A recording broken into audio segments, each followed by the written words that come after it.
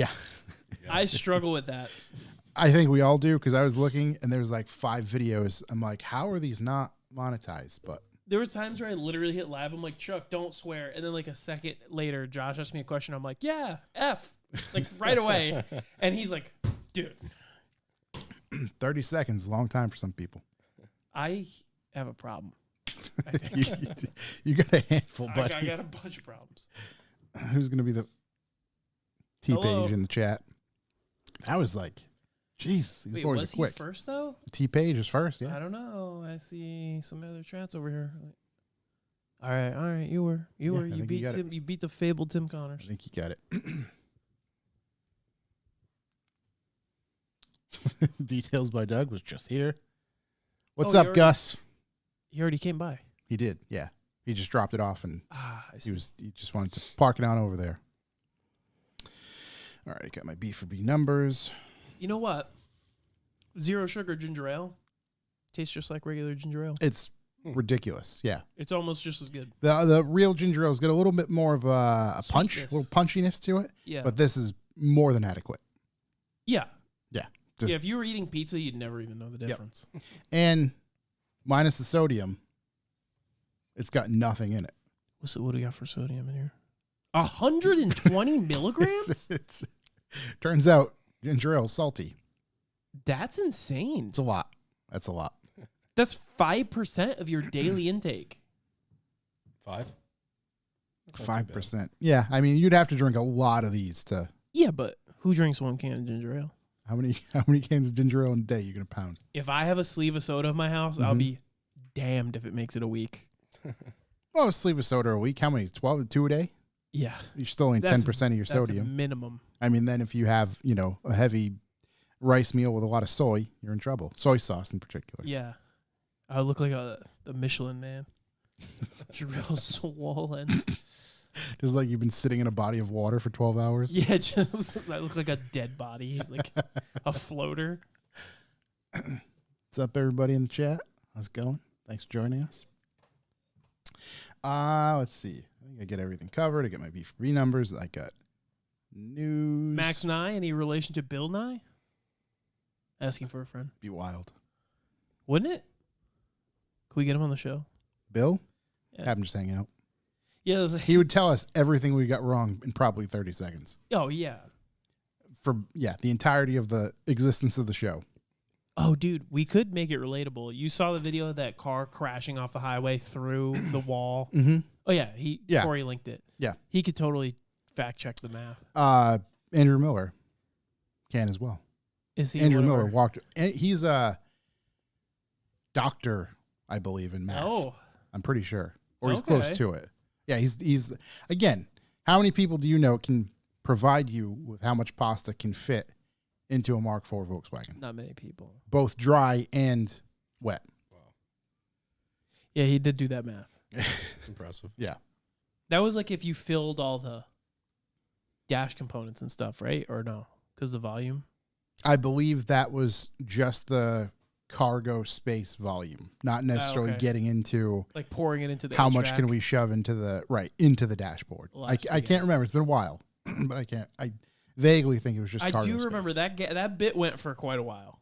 I used to sell fake signatures Bill Knight at kids in my elementary school. He was my uncle. I love that. That's almost better than being related to the Bill Nye. How did it highlight my name? Oh, because you're logged in. Yeah. Yeah. All right. So I got my B for B. You got my news. You got news. You got stuff to bring up. Me? For news? Yeah. Just that one thing. Okay. We could probably hop on that a little bit. Yeah, I had a wild day. Let me just make sure. I had to poop quite a bit, and then you know how work is. It's that would took up most of your day. Just poop and a lot of poop. General bowel movements. Let me delete those notes. There we go. All right. I'm ready. Everybody ready? Any questions before we get rolling? I think I'm solid. Okay. Hit that button. Where's my mouse? Everybody in the chat ready? I'm sure they are. My mouse is ready. I mean, it should in theory work. No, it works great. I can't really see what scene I'm about to click on. It looks like it's the second one down. It should be okay. Yeah, I can tell you it's the second one down. I mean, you can click it now to make sure it's comfortable. Achoo! Yep, we're good. Okay. All right, let's get rolling.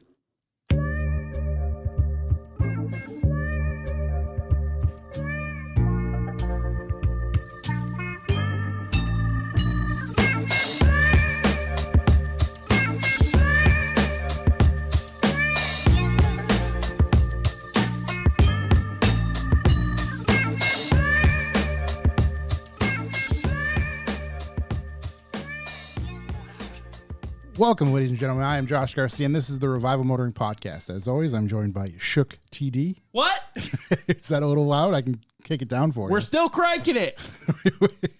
Jesus. We're cranking it again in 2023. Year of the crank. All I hear is ringing. That escalated quickly. Well, maybe we did that on purpose just to wake you up. Make sure you're part of it. Hello. Make sure you know exactly what's going on. What we have going on today is in studio, Mr. Andrew Wallace from ISC Suspension. How's it going, everybody? Thank you for joining us. Thank you for making the trek out here. Absolutely. From Happy to be here. The Great White North. Made it. North of the wall. He is here to hang out, talk about all things ISC and wherever else we end up in this conversation. So before we get rolling, this episode is brought to you by all of the B4B subs. We really, really appreciate you guys subscribing to us and helping us keep this train rolling. We'll get into a little bit more of that later on. This episode is also brought to you by our website, revivalmotoring.com, where you can purchase many variations of our coffee. And by many, I mean at least 3 currently. Jumpstart, Clutch Kick, and Midnight. The light, medium, and dark roast. It's all there. Ground coffee or whole bean if you're into that kind of stuff. There for your morning pleasure. Don't have a full jingle for that yet, but yeah, we're working on it. Flick some whole beans for your morning pleasure. That's it. That is it. That's sealed, signed, delivered. However it works out, you know. But that is on our website for you to consume as well. And again, thanks to all the B4B and anybody out there who just listens to us in general. You really do help things move along. So with that said, we can get right into. If you'd like to leave a callback number, press 2. Callbacks. Where's my phone? Do you have any callbacks? Actually, we got a handful of callbacks. Well, callbacks and paddock talk and all that good stuff. So if I don't have anything immediately. Oh, I got a call back. Okay. To our last guest, Mr. Grant. Mm-hmm. His first gambler. Placed third, dude. Big shouts. Yeah. Yeah. Quite I was quite intrigued seeing that that result. It was pretty cool. He just went with a purpose, honestly. Yeah. I ended up watching that video too. And it was just, you know. He was shredding. Again, like you said off mic a little while ago, just great dude. Shows up and it's just all about, you know, being in the moment, driving and whatever happens, and happened to be pretty damn good finish. Happened to be third. Yep. Did you see the clip of it's just another car and smoke and he comes flying out of it at 1,000,000 miles an hour? Yeah. There's a handful of really good clips from that event. It's wild to me how close everybody rides that wall on that last turn. Noodle wall. Everybody who's there, they are riding it. Big riding, noodle guys. Slapping the tank and riding the wave. Oh, yeah. Yeah. Noodle or nothing. All noodle all the time. So yeah, big show, Sam. That's good callback, Shook. I don't have anything immediately. The callbacks I have were just sent in just kind of news things. So I'll get to those later. I guess we can do a quick paddock talk because there's been a lot of progression. On your end. On your end. I consider what you did a lot. What did I do? Painted something. Oh, yeah. I painted 2 tree things. Yeah. What did you do? I really, honestly, it feels like I didn't do much, but I just taped off the whole engine and painted it. And then after I painted it, I was like, left all the timing components just silver. Mm-hmm. And I was looking at it and I was like, honestly, I fucking hate the blue Felpro gasket so much. So I took a razor blade and I cut whatever you could see. And I'm like, no, I still fucking hate this. And my buddy who I share the shop with is like, I wouldn't paint it, man. You're going to regret it. And I'm like, I can't look at this, dude. I just can't. I can't do it. So I taped off what I already painted and then painted the rest. So I just should have just done it all at once, but Yep. it looks all right. What else? Anything else for the car? I don't know if I talked about this, but I was a little worried about the hood shutting. So we're going to take the 302 lower and put it on a lathe and lathe it down like half inch. Huh. Okay. Because it's got like, Actually, I vaguely do remember you saying that. Yeah. yeah, it's got like plenty of deck height to go before it would do anything. There's like a knob. So it's like almost like a pedestal that you would mount like the fuel rail to, but it's a blank. It's not for the actual fuel rail. And it's at the same height as the other mounts. Yep.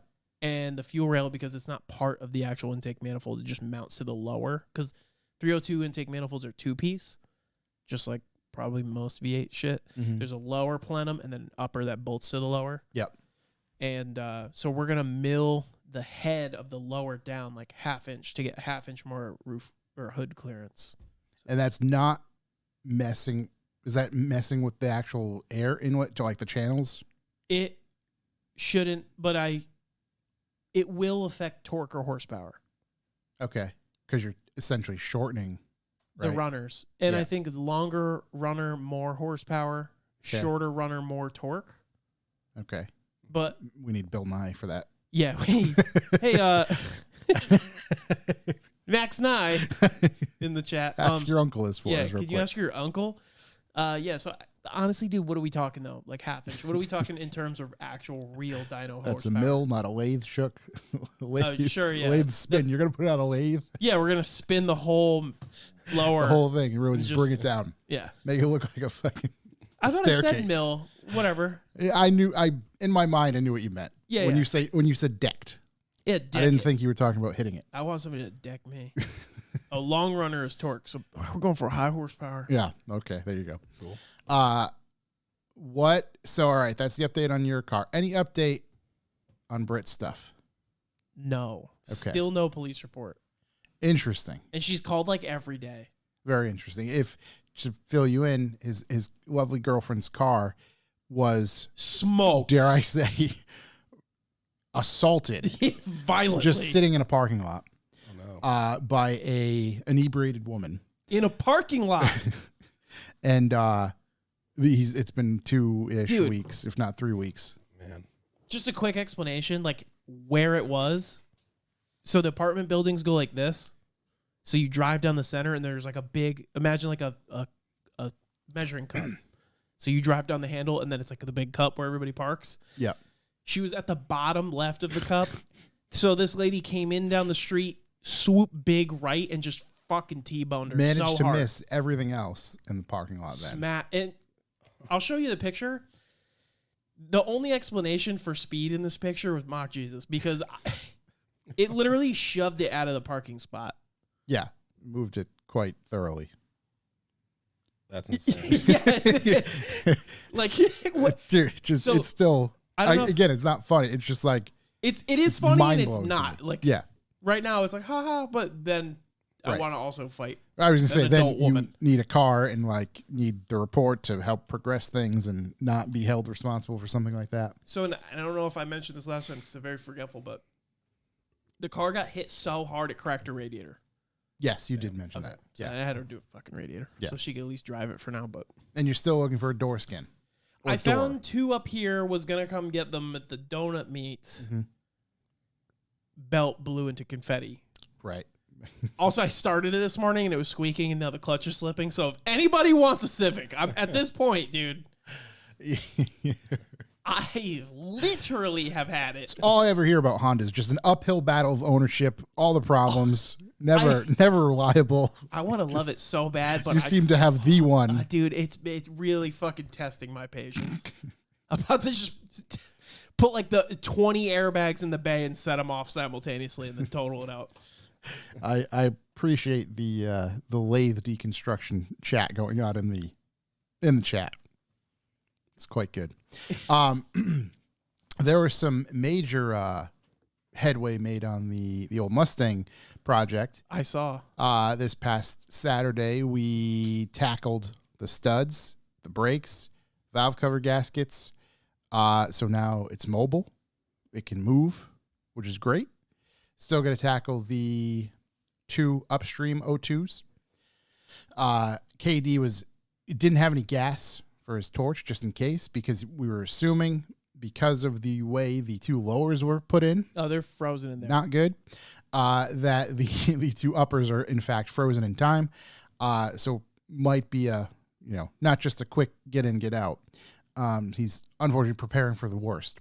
It's probably easier to drill holes, weld bungs, insert new O2s. Just forget the first one's ever happened. So he's confident he can do it. If there's anybody I believe in, it's KD. Yeah. So got to do those because check engine lights on and the car just cuts power. It's just not Tit and boost cut. not fun to drive. Like can't really drive it. So once that's sorted, I'll be on the road to Lock City Drift. Then after that, it's proper alignment, diff, and then all the little stuff, harness. So, and a lot of that little stuff I can get done probably before. So how's the new camshafts feel? making some major headway. Like they're not even there. Brapping. Like they're not even there. No, Corey put that up. We did have the valve covers off to do the gaskets. Unfortunately, no mother thumpers were installed this go around. Yeah. Perhaps, a rainy winter day. You could tune them in, Is that what we can do? Yeah, you can put a little Lopey on them, I think. Right. Stock, yeah. Yeah, just throw some metal in there, have it bounce around. Go full retard on the timing.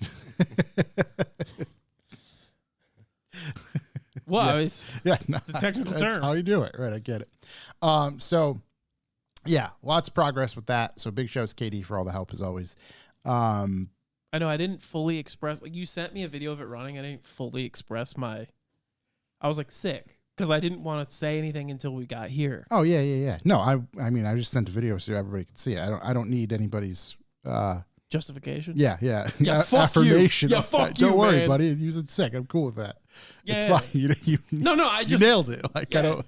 But if I worked so hard to get a car running and my friend was like, "Nice," I'd be like, "Cool, dude. Thanks for your support." I'm gonna pay zero attention to your car when it's done. Oh wow, huh? Interesting. I'll just show And up just to a walk donut away. meet. You're like, Yeah. cool. Anyways, I need you to do this. Looks decent. Why don't you park that in the street? So, yeah, I'm excited. It felt very good to sit in it, maneuver the thing around a bit. The ISC suspension feels wonderful. Like I'm actually very clouds. excited about that. Wheels are on. Ooh, that was one thing. Wheels are cutting it a little close to the brakes, so much so I cannot run outer wheel weights. Yeah, so Josh is definitely going to get 19s. I was thinking about it. It might be I run 19s in the front. All around. 19s in the front, 18s for the rear. That way I have spares. Yeah. Maybe. I don't know. We'll see. I don't want 19s. Hashtag support 19s. I don't want them. I don't ever. It looks so good on Mustang, though. I don't know why, but Ed has 18s and it looks correct. Are the arches smaller? On a SN95? No, Pudva. Is it that? Oh, S550. S550. But his car is like underground low. Like it's like Yeah. touching the ground. Yeah. Maybe, I mean, that's the EcoBoost. Maybe there's less hanging super, super low. There's definitely not that I'd like to exhaust. see him side by. That's a good question. The actual fender line, the lower lines on the fenders. Because I know like S197 just swallow wheels. I knew kind of that going in. I was hoping.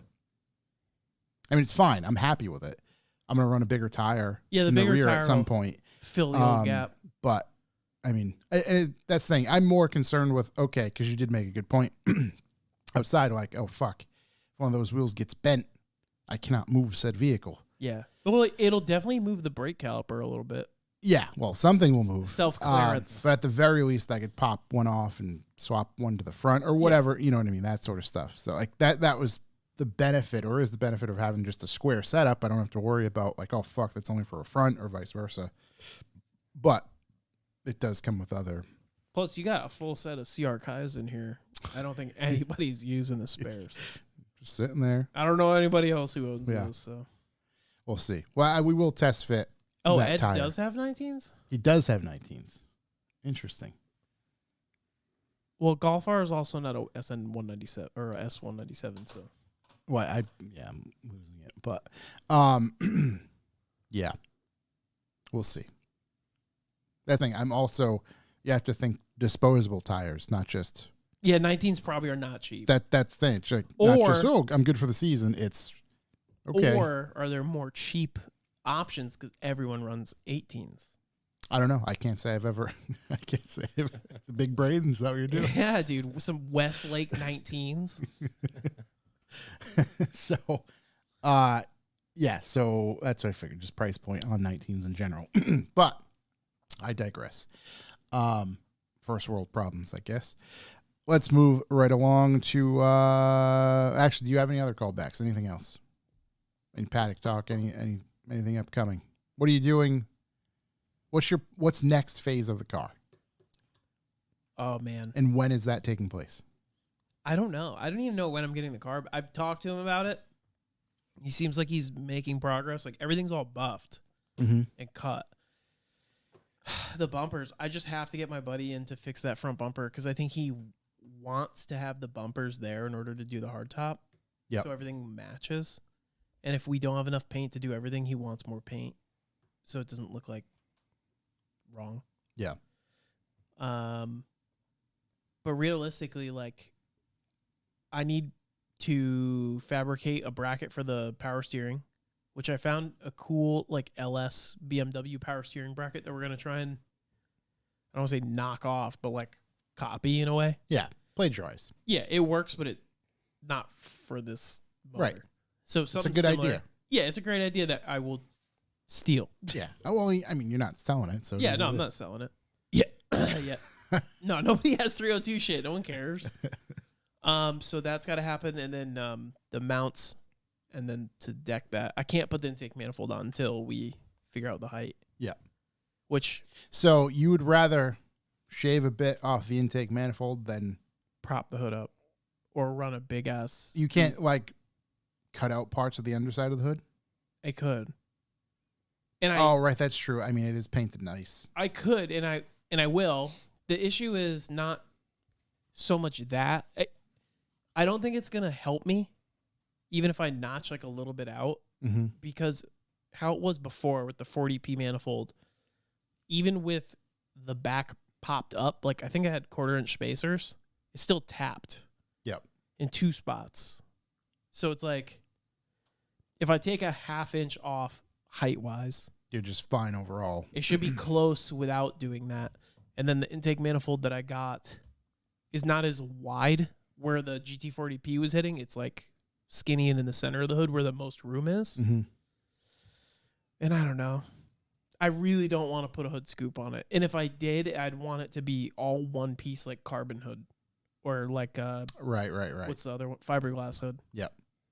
I Yeah, don't, and then I you're don't want to basically cut it starting and rivet from, it. okay, I see the want to just, all right, just shave off 1/2 inch there versus start futzing with anything else. Yeah. Also, if you want a FDF hood scoop, I have one if you want it. You have to cut a hole and rivet it. If anybody else wants it. I don't know. It's just sitting. Just I give might away. just frisbee it Just into the give woods. Just do a proper giveaway.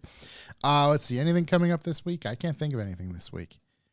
We got in the next coming weeks, Lock City Drift on the 29th, Dust Off on the 30th. Then I believe we're hosting. I haven't got any updates on that event the night of the 29th, but I think that's still moving in that right direction. So not coming up this week, but soon enough. The good weather's here, so I think most people are getting their vehicles out and prepped to enjoy. We had a couple of the boys swing by here tonight. They grabbed their stuff. Goldilocks and the Mark II are now out there ripping the streets. Well, if we don't have anything else there, I guess we can do all right. B for B. Get into that. And then we can cover. Actually, no, you know what? Let's stretch it out. I'll do news first. Let's cue the news. Yeah, We'll change things up. News me. You want me to chuck it? I'll Yeah, do your thing.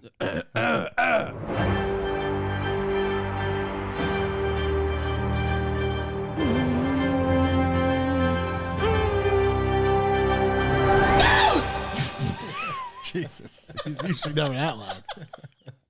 He's usually on key a bit more. Yeah, just scream it.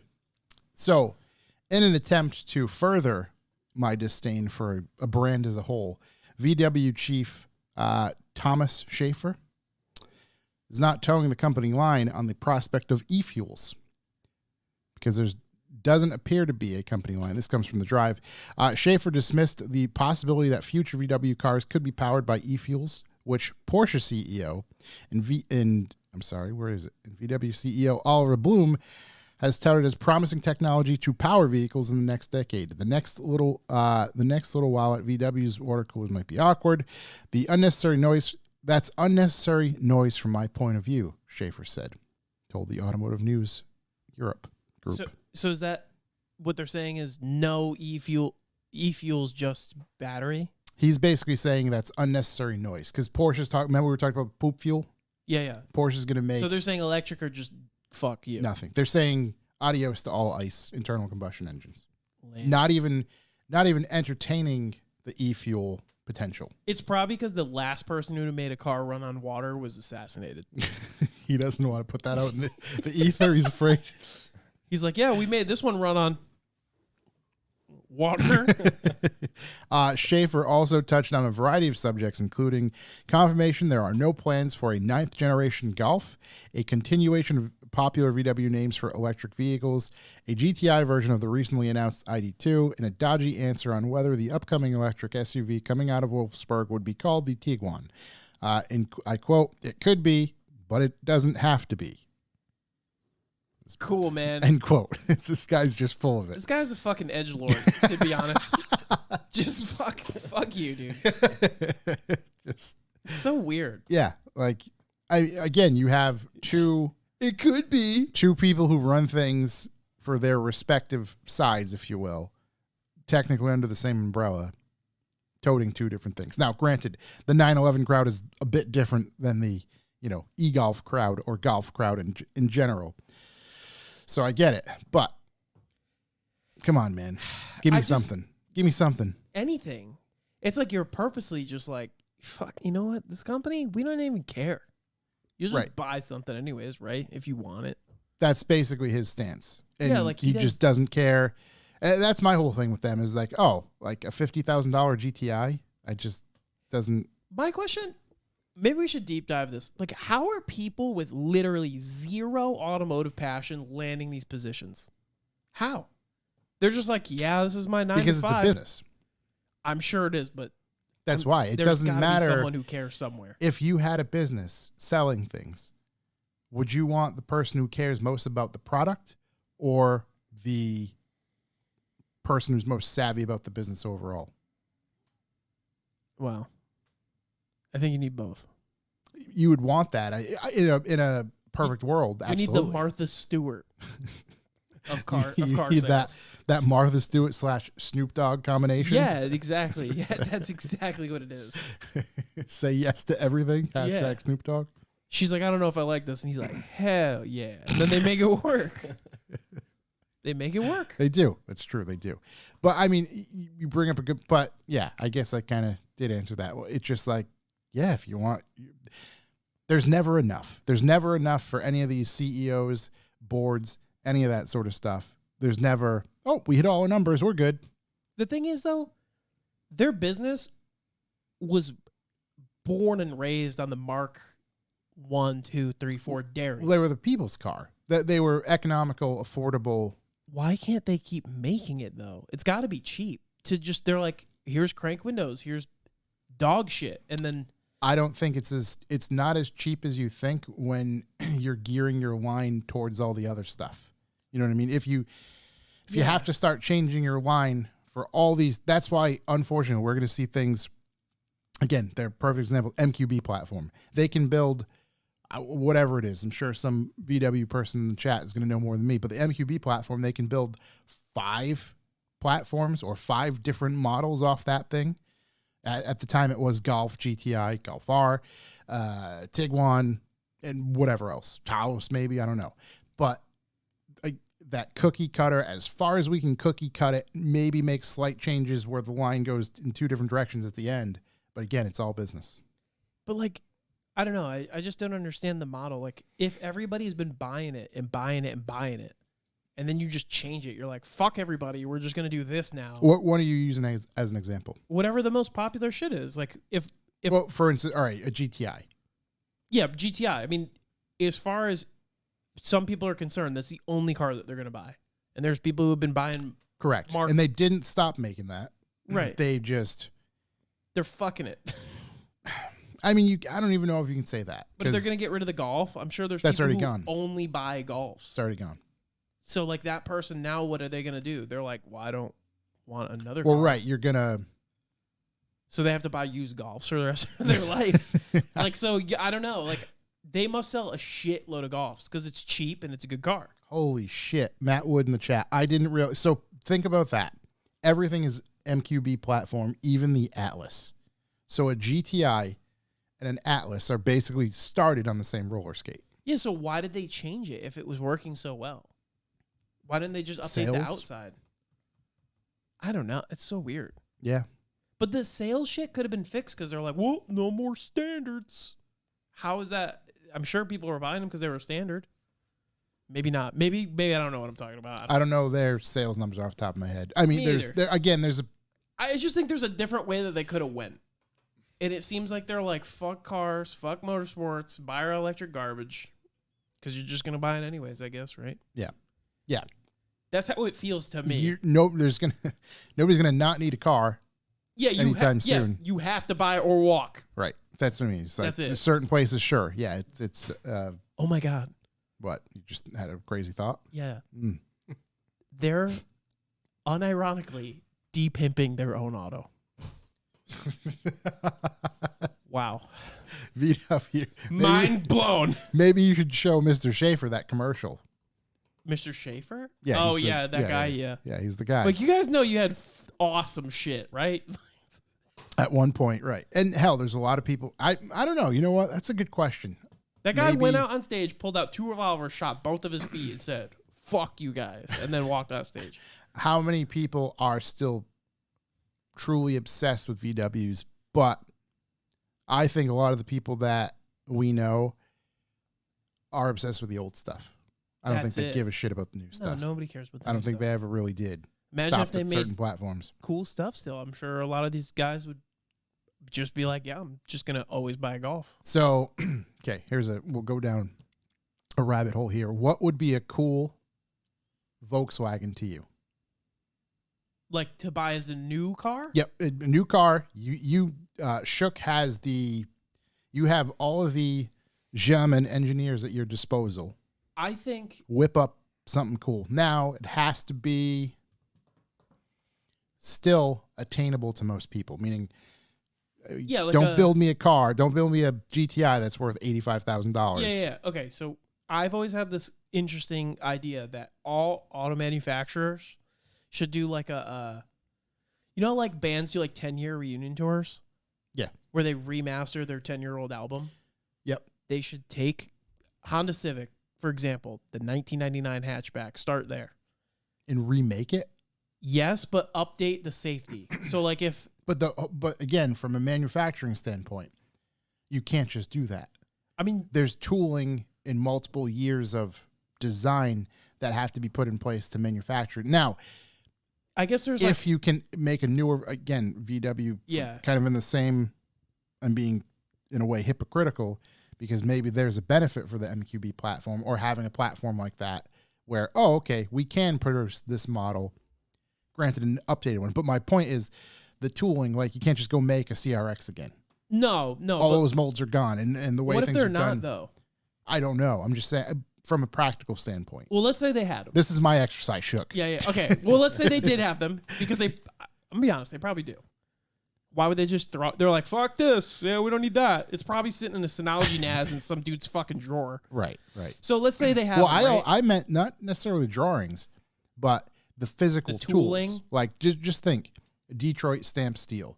Yeah. All those molds and stamps, who knows where they are, but like, I'm pretty sure Chevy doesn't have the Nova mold just kind of in the ready, hey, we're going to produce one of these. But if they make them for new cars... All I'm saying is, listen, just hear me out. So, right, if they did this, right, because I know that there's obviously a bunch of like laws that they have to build a car against. Right, safety standards have changed drastically. So they'd have to do like some fucking like race car shit. It's like, oh, well, this doesn't have a crossbar, so we gave it a crossbar. You know what I mean? Update some shit, door bars, whatever they have to do to make it safer, better airbags, this and that. Yep. same interior, or maybe a little bit updated. Like, Yeah. dude, if I was going to buy a 2024 2000 revisited Honda Civic and it had just a base head unit in it from 2001, like I'm stoked. I don't care. Right. You can change that. Crank windows, fucking roll me up, daddy. So that was more of the how cool would direction it be? I wanted you to go. Yeah, like what if they updated small? Okay, what if you? And I know a lot of people don't like Mark IV, but what if you could go buy a Mark IV with a old Mark IV body? So with a new 2-liter in it, 2-liter turbo, and that was the new GTI, like the reimagined GTI. Right. That's cool as fuck. I think people would be into that. Imagine going to be able to buy a 2000 Honda Civic Type R with a even if they put the 1.5-liter turbo in it. Yeah. That's cool as fuck. Yeah. And people, for the record, have put the L15B turbo in an old Civic already. Yeah. The technology's there. I think we are unfortunately a small Yeah, I understand, but gamut of people that would be happy with crank windows imagine and the car light, car weighing less, all that sort of stuff. That's ultimately what it comes down to. there's got to be, because I still see these dudes driving these Mark 1s, like diesel powered all over, and they're like old dudes. If they re-released a Mark 1 with a newer diesel engine, I'm sure Matt or somebody in the chat will know. They made the Mark 1 in like Africa up until, I don't know, 5 years ago or something. Wow. It's wild. So what you're saying, there are in fact VWs that were like that. yeah, like Where it there's was Mark 1 shell with, I don't even know, maybe it was from decades ago, but like factory 1.8T or factory 2-liter, but updated stuff. There were some, but those were very specific to a country that probably had less stringent safety standards to adhere to. I'd imagine. I don't know for sure, but it's just like, I mean, we got enough people, man. If you crash your car and die, no, I'm just kidding. South Africa. But like, Jesus, dude.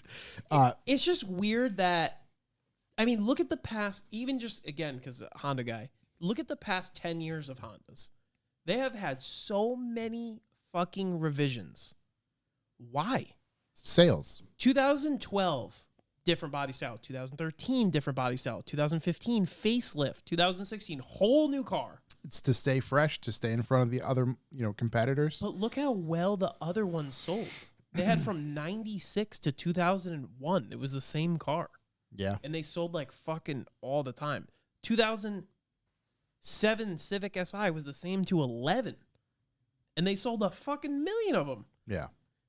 I don't understand. It's like, I don't think we need to, if they weren't changing their molds once a year, then I'd be like, okay, well, maybe it is too expensive to remake these old molds for these old cars. Mm-hmm. Well, apparently not, because they're making a new car every fucking year. And to your point with some stuff, not everything, but there are manufacturers who are now starting to remanufacture certain components. Nissan, Yeah, like I Nissan. believe. But how cool would that be? You bring back heritage. No, it'd be awesome.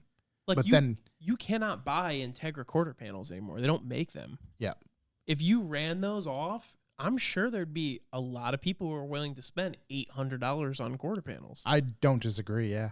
Like, I don't know. I think there's money to be made, and I just don't think that they give a shit. But Because I was going to say, is onwards it and enough? upwards. Is it enough money to be made for them to give a shit? I don't think so. yeah, like, I don't know how much it costs to tool out quarter panels, right? But like, I'm sure that they could definitely break more than even. It just and it creates jobs. I don't know. Like I said, I'm not Dr. Factory. Not over Bill here, Nye. I'm sure they could figure out, I'm sure there's many reasons why they're not. dude, especially with AI, they could be like, recreate this quarter panel, and the fucking computer could be like, all right, you need this, this, this, and this, and hit go. Yeah. At this point, I mean, We can hope, buddy. We can hope. I don't know. It's just weird, man. Anyways, it's not a piece of shit? What's that? That new Integra Type S. Are you able to pull that up? I'm sure I could find it somewhere. Okay. While you're doing that, I have to admit, actually, what's funny? We talked so much shit. And I finally, on our way to New York last week, we seen one. Not a Type S, obviously. An actual Integra. It was the first time I've seen one. I'm like, I guess it's not as bad as I thought. And then I seen another blue one on the highway the other day. So, yeah, whatever. But this one, that blue color, yeah, it is what it is. But this one in white, Yeah, white is tough. I still think the side profile looks a little, yeah. That picture's cool. Yep. The interior is sick. The I think. Stormtrooper interior. Yeah. Seats are a little meh, but the rest of the interior is pretty sick. 320 horsepower. Actually, I think I have it. It's a K20. It's the Type R motor, but beefier. Let's see. 2024 Acura Integra Type S, 320 horsepower, wide body, manual hatchback. Liftback. Let's not go down that road. So Yeah, this don't. His chassis, truck was here before. this chassis is out currently. It's just not as a Type S yet. Yep. Or- Yeah, exactly. Yeah. Yeah, this The regular body style is pitiful. I think it came out the 2023 model, right? I think that was Yeah. the first year. Are you familiar with Subarus, right? Yeah. It's like narrow body versus, Sure. yeah.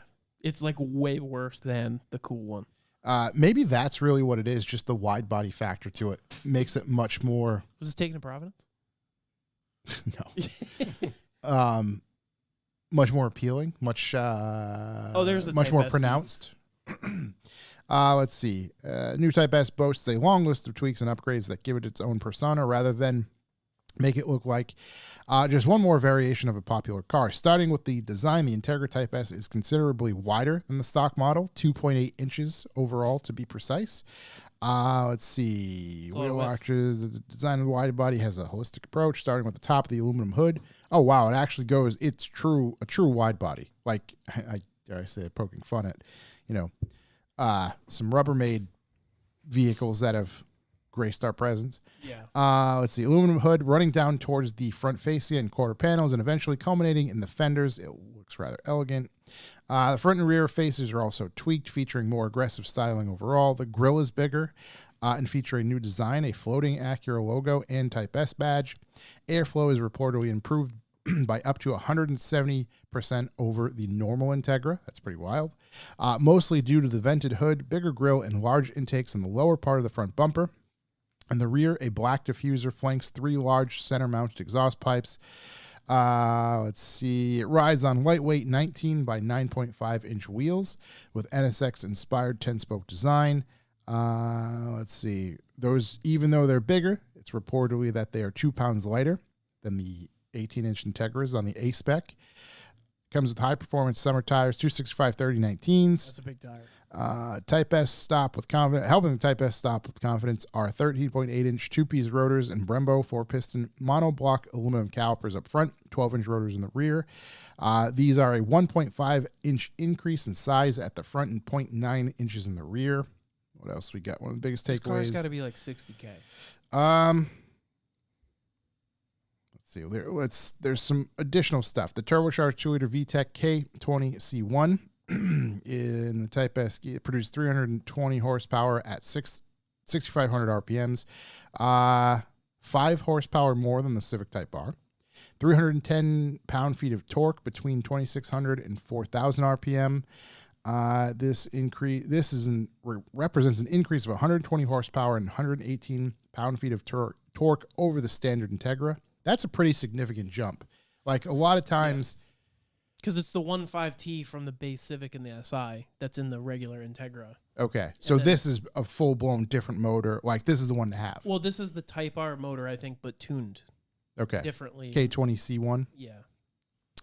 Um, Unless they did like less turbo fins like they did for SI and non-SI. mhm. So SI, non-SI have the L15B, but the SI has less turbo fins, so it spools faster. Ironically, the CRV has the same turbo as the SI. So that's a Yeah. weird thing. Like, for a company to be like, "Oh, we're trying to save money by eliminating extra parts." Why make that then? Why fuck you? Why fuck me? Let me have fun too. I don't. Let's see. This has a 146 pound weight increase over the manual Integra A spec. Worth. That is 3219 as the A spec. I'm sorry, 3219 Type S, 3073 for the regular Integra. That's not very heavy for 300 horsepower. Delivers a power weight ratio of 10.1 pounds per horsepower. Class leading specific output of 160 horsepower per liter. Paired with a 6-speed manual transmission with rev matching. High flow exhaust, which is straight through design, develop Type S exhaust. What's the thing you had a question on? You want price, right? Let me see if I can cue that up. Let's see. All right. Type S pricing was not released. Have to keep waiting to see just what the premium will be over its Honda sibling. A fully loaded Integra A-Spec with a manual costs about $38,000, while a Type R will likely set you back $46,000, not including optional equipment or dealer markup. So let's see, 2024 Acura Integra Type S will go on sale this June, so it won't be long until we find out if it'll cross the $50,000 mark. The base it's is Acura. 34? No. So they were just saying what they knew. So a fully loaded Integra A-Spec with a manual costs about $38,000. That's crazy. While a Type R, Civic Type R, sets you back $46,000. Because I guess the A-Spec is what they're like comparing to the SI. Yes, yeah, they're just comparable, right? So you have to assume that the Type S Integra is going to probably be a few $1,000 more than the Type R. What a wild price point, though. Because you get way more car for like another $6,000 if you buy the Type R. $50,000 is right. Well, no, for the base. Oh no. Because if you buy the A-Spec. No, fully loaded. I'm sorry, that's a fully loaded Integra A-Spec. Oh, it's 30. Is 38. Type R is 46. I don't know what you can Civic load up. Type R is 46? Yeah. Fully loaded? I have no idea if it's loaded or not. That's wild. I thought they were 37. No. Like base. I don't think so. Because Let me just look up. The last one was 32. 10th gen was 32. And 11th gen I thought was 37.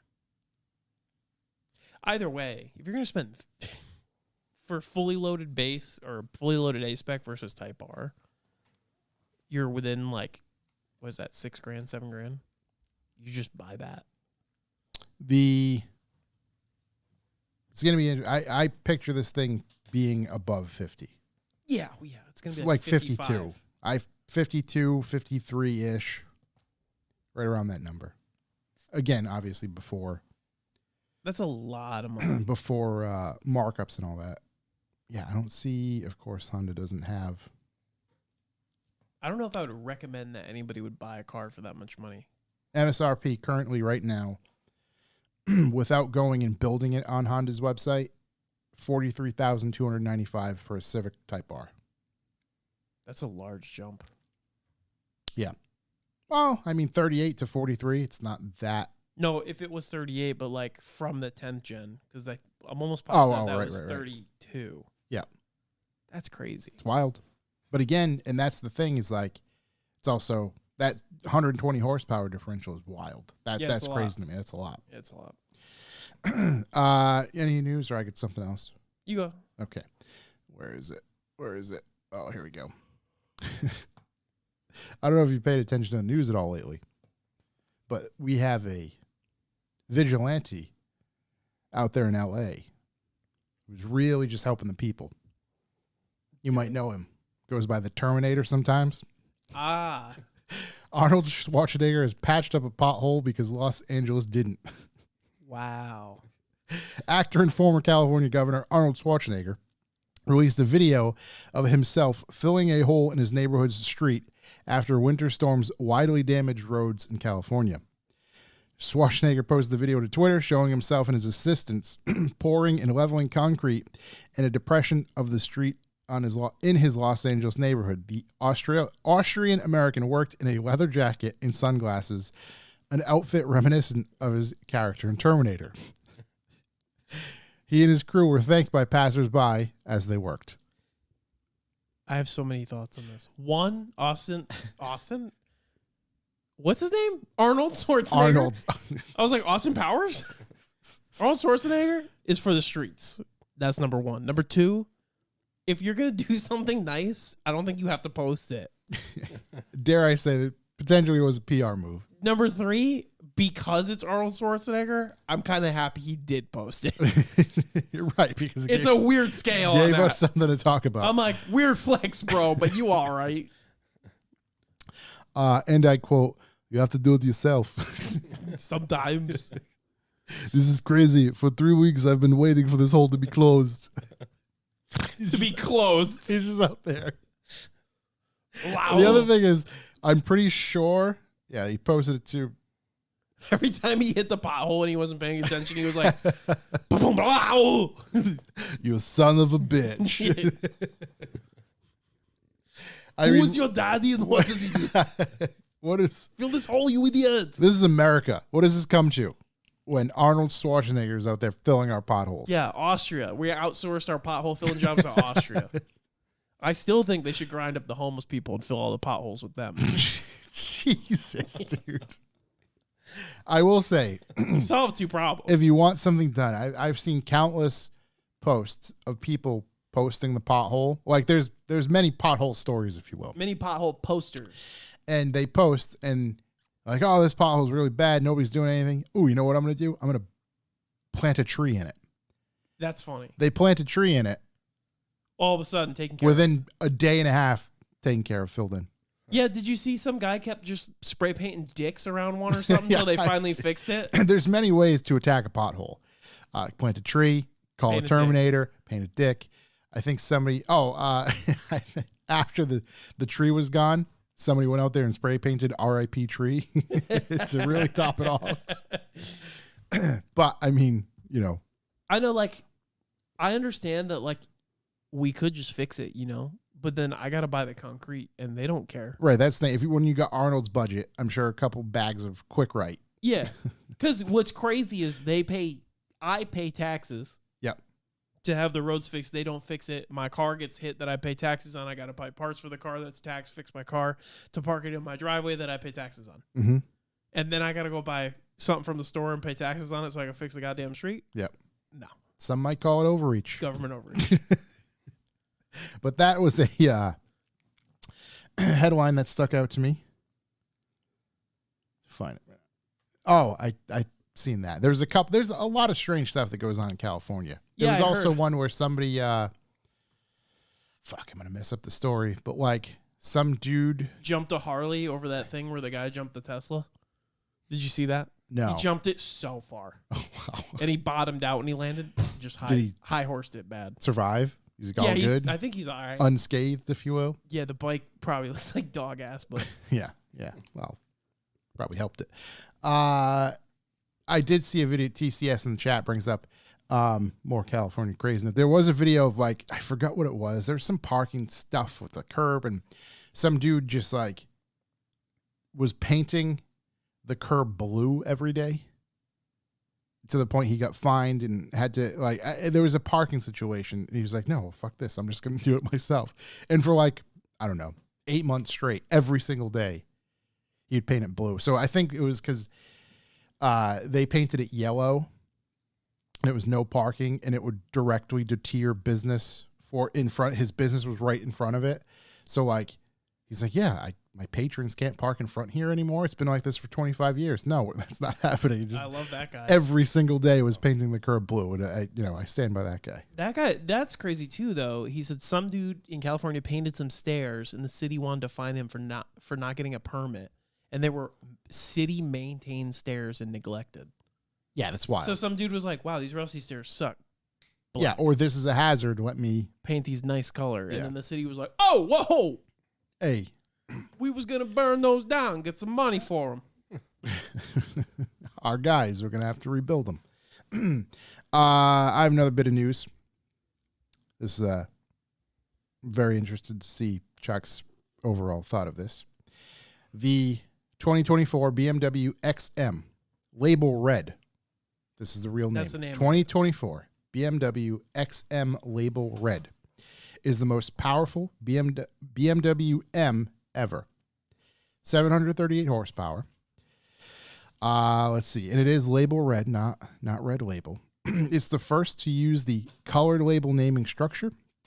It also has is the first one to produce over 700 horsepower. Perhaps more importantly, it is also the most powerful BMW M ever. Apparently, there's an XM as well. To separate the XM from the XM Label Red, the automaker did two rather obvious things: crank the horsepower up to 11 and give it some red trim. The twin turbocharged 4.4 liter V8 hybrid powertrain now makes 738 horsepower and 738 pound-feet of torque. That's an increase of 94 horsepower and 148 pound-feet of torque over the standard XM. It's got butt pillows in the back. That is... It's also the most offensive looking BMW I've ever seen in my life. So there's a kicker to this in the article that I'm probably going to have to repeat multiple times because it didn't make sense to me when I read it. For one, that interior doesn't really do it for me entirely. Despite having more ponies than the other high-performance SUV, including the Lamborghini Urus Performante and Aston Martin DBX 707, the XM Label Red isn't any quicker. So what's slowing it down? Weight. The Label Red comes in at 6,062 pounds, which is the same as their standard XM. It's a hybrid yacht. Adaptive suspension remains untouched from the standard XM. Model-specific tuning, active roll stabilization is the same as standard XM, along with its rear-wheel steering and drive-by-wire braking system that offer different brake pedal settings. Here we go. This is the one that I wanted to know. All right, you see that thing, right? See what color it is? What color is that, Shook? I'm seeing it. It looks black to me. Okay, it looks like standard. It doesn't look frozen, but just looks like a gloss black, if you will. Yeah. There will only be a few different paint options available, such as Brooklyn Gray and Frozen Carbon Black. However, BMW is offering more than 50 individual custom colors for no additional cost. Some of these are unique to the XM platform, such as Urban Green, Petrol Mica Metallic, Angsley Green Metallic, and Sepia Metallic, all of which get the same black and red exterior accents. Which part is the black accent then? The red that you see there, and I'm sure the black, things on the mirrors. So they purposely will make any so you can get it whatever look like shit. So that's what I think is just like look at this paint. Fuck you. Urban Green with this gigantic red stripe going down. Yeah, it's gonna look like shit. It's just gonna look like a bag of dicks. Cool Christmas card, brother. But like that red trim, on your you'd have to purple vinyl wrap car. it immediately. Absolutely, yeah.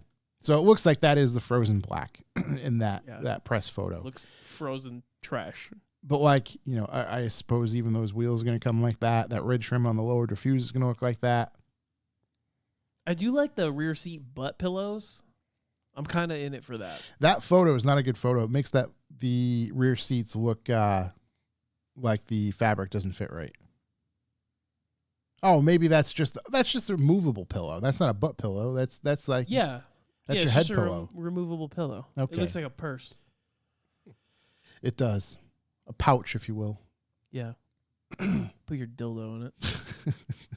But let's see. Production of the BMW XM Label Red will begin in August at BMW's Spartanburg, South Carolina plant. No pricing has been announced yet, but it will certainly be quite a bit higher than the standard XM's $160,000. There's that. You hear? You good? You all right? Reading the chat? Yeah, I was reading the chat. What'd you say? $160,000 for the XM. What the fuck? That's not the Label Red. The XM Label Red is going to be north of that, obviously. For what? Trim? In a Trim and more power. Hybrid? Whatever, nearly 100 more horsepower. Yeah. I mean, you could buy trim at a tuner for cheaper than that, You can buy some trim out here in Providence, if you know what I mean. All right, we already covered the Type S. Other world news. World's most expensive license plate brings... How much do you guess the world's most expensive license plate would sell for? All over the world. License plate in terms of what? Like if you were to a license plate to register a vehicle? Yes, to use the particular plate. Like say you wanted hot sauce, right? Oh, like a custom plate. Yeah, but who do we know as Chuck's got Nurple, right? Or wanted Nurple. In Sorry, he's got Connecticut, purple. I think it's like $150 or $200 for a custom plate. Right, but in some places, I'm sure you could bid and potentially buy said. Oh, I see. You're saying you're buying the rights to use said plate. I'm going to sell you the use of this plate for this much, and then it goes to the new owner. I'd probably pay a couple grand for the fuck off one from New Hampshire. Okay, how much do you think the most expensive license plate has fetched? Do you want me to tell you where, too? Because that'll probably weigh. Yeah, what state? Dubai. Okay. Well, I mean, I had a guy offer me $100 for my email once, so I'm gonna guess somewhere north of that. And if it's Dubai, I don't want to be wrong on this, but I want to say $1 million. Somebody offered a crazy amount. And you wouldn't be saying if it wasn't an insane. That might be the opening bid. Wow. Okay, dude. Jordan, I'll send you some photos later. Thanks for the donation. That's absolute go fuck yourself money. Oh, That's yeah. fuck your mother money. Yeah. It's not. It's money that does not make sense. That's desecrate your whole family's graves money. Imagine spending $1 million. I can't even imagine spending 10 grand on a license plate. It'd have to be really good. What was the plate? What does it mean? What does it say? Let's see. The plate is 7. It's just the number 7. Like 7. Yeah. Or technically, I think they're calling it P7. I think I just had a stroke. It's wild. $15 million is what it sold for. What? Yeah. Let's see. One cashed up buyer has set a new record, though, spending a jaw-dropping $15 million to purchase the world's most expensive plate in Dubai. According to the Seattle Times, the P7 license plate attracted the huge sum of 55 million dirhams at an Emirates auction charity sale on Saturday. Thanks to the design of Dubai's license plates, it is essentially a single numeral 7 plate with the P off to one side. Proceeds of the sale were dedicated to the 1 billion meals endowment, a part of Dubai ruler Sheikh Mohammed bin Rashid's food aid project. At least it went to charity. Yeah, that's cool. Yeah, but paying that much for a license plate. I just don't understand. I just don't understand having that much money. It does not equate. It just... It'd be like buying a fucking Reese's. You're just like, yeah, I'll buy it. Yeah, for them. Just... Didn't even think about it. You guys just said, yeah, I want Just that. what it is. I want it, I'll buy it. Mm-hmm. In other news, I wish I was born in Dubai. heavy EVs could collapse old parking garages. Sick. I'm sure that there's an example of such. Let's see. I don't have a direct example, but the British Parking Association is preparing to release new guidances on this issue in particular. Structural engineer Chris Whopples, who helped author the report, notes that the situation could be dire in some cases. I don't want to be too alarmist, but there definitely is the potential for some of the early car parks in poor condition to collapse, said Wiples. Adding operators need to be aware of electric vehicle weights and get their car parks assessed from a strength point of view and decide if they need to limit weight. EVs can be significantly heavier than their conventional ICE-powered counterparts. As a guide, where a BMW 5 Series might weigh from 3,500 to 4,500 pounds, a Tesla Model S can weigh anywhere up to 4,960. And then at the extreme end, guess what the extreme end is? The GMC Hummer EV weighs a horrifying 9,046 pounds. Oh my God. So this report does come from the UK, so they are on top of things. Yeah, a bridge in Rhode Island will be collapsing very soon. But you watch the ground you stand on if you're around a couple Hummers, realistically. God. 9,046 pounds. Let's see. Another one. Shook, you might be into this one. Hackers are stealing cars by injecting code into headlight wiring. I fucking told you this shit was coming, man. I told you. I mean, they're stealing cars with USB sticks, so. It's true. But injecting it into the headlight harness, so they must have, some like auto-leveling computer thing? Let's see. And then what? They're fucking unlocking the door? These thieves are performing a modern take on hot wiring without ever ripping apart the steering column. Crafty criminals have resorted to using specifically crafted devices that simply plug into the wiring harness behind the headlight of a victim's car. Once they are plugged in, they're able to unlock, start, and drive away before the owner ever catches wind of what's going on. Damn. Reach up in there. Get a hold of it. Get a hold of it. Give it a couple of yanks. Pop in your dongle and be on your way. Wild. It's crazy. Let's see. Last year, Ian Tabor, who runs the UK chapter of Car Hacking Village, had his Toyota RAV4 stolen from outside his home near London. Days prior to the theft, he found that thieves had damaged his car without successfully taking it. It was quite clear that if it was a case of vandalism or if the thieves, it wasn't quite clear if it was a case of vandalism or the thieves had tried to make off with the car's front bumper, but he did notice that the headlight harness had been yanked out. Ultimately, his car wound up missing when thieves successfully made away with it. After Tabor's car was stolen, so was his neighbor's, a Toyota Land Cruiser. Let's see. Yeah. Tabor got to work with Toyota My T app, Toyota's telematics system, which pumps diagnostic trouble codes up to the automaker's servers rather than forcing you to plug in a code reader to the car's OBD2 port. Upon investigation, Tabor noticed that his RAV4 kicked off a ton of DTCs just prior to being stolen, one of which was for the computer that controls the car's exterior lighting. This led Tabor to wonder if the thieves somehow made use of the vehicle's CAN bus network to drive away with his car. After scouring the dark web, Tabor was able to locate expensive tools claiming to work for various automakers and models, including BMW, Cadillac, Chrysler, Fiat, Ford, GMC, Honda, Jeep, Jaguar, Lexus, Maserati, Nissan, Toyota, as well as Volkswagen. The cost, as much as $5,400, but that's a drop in the bucket if they can actually deliver on the promise of enabling vehicle theft.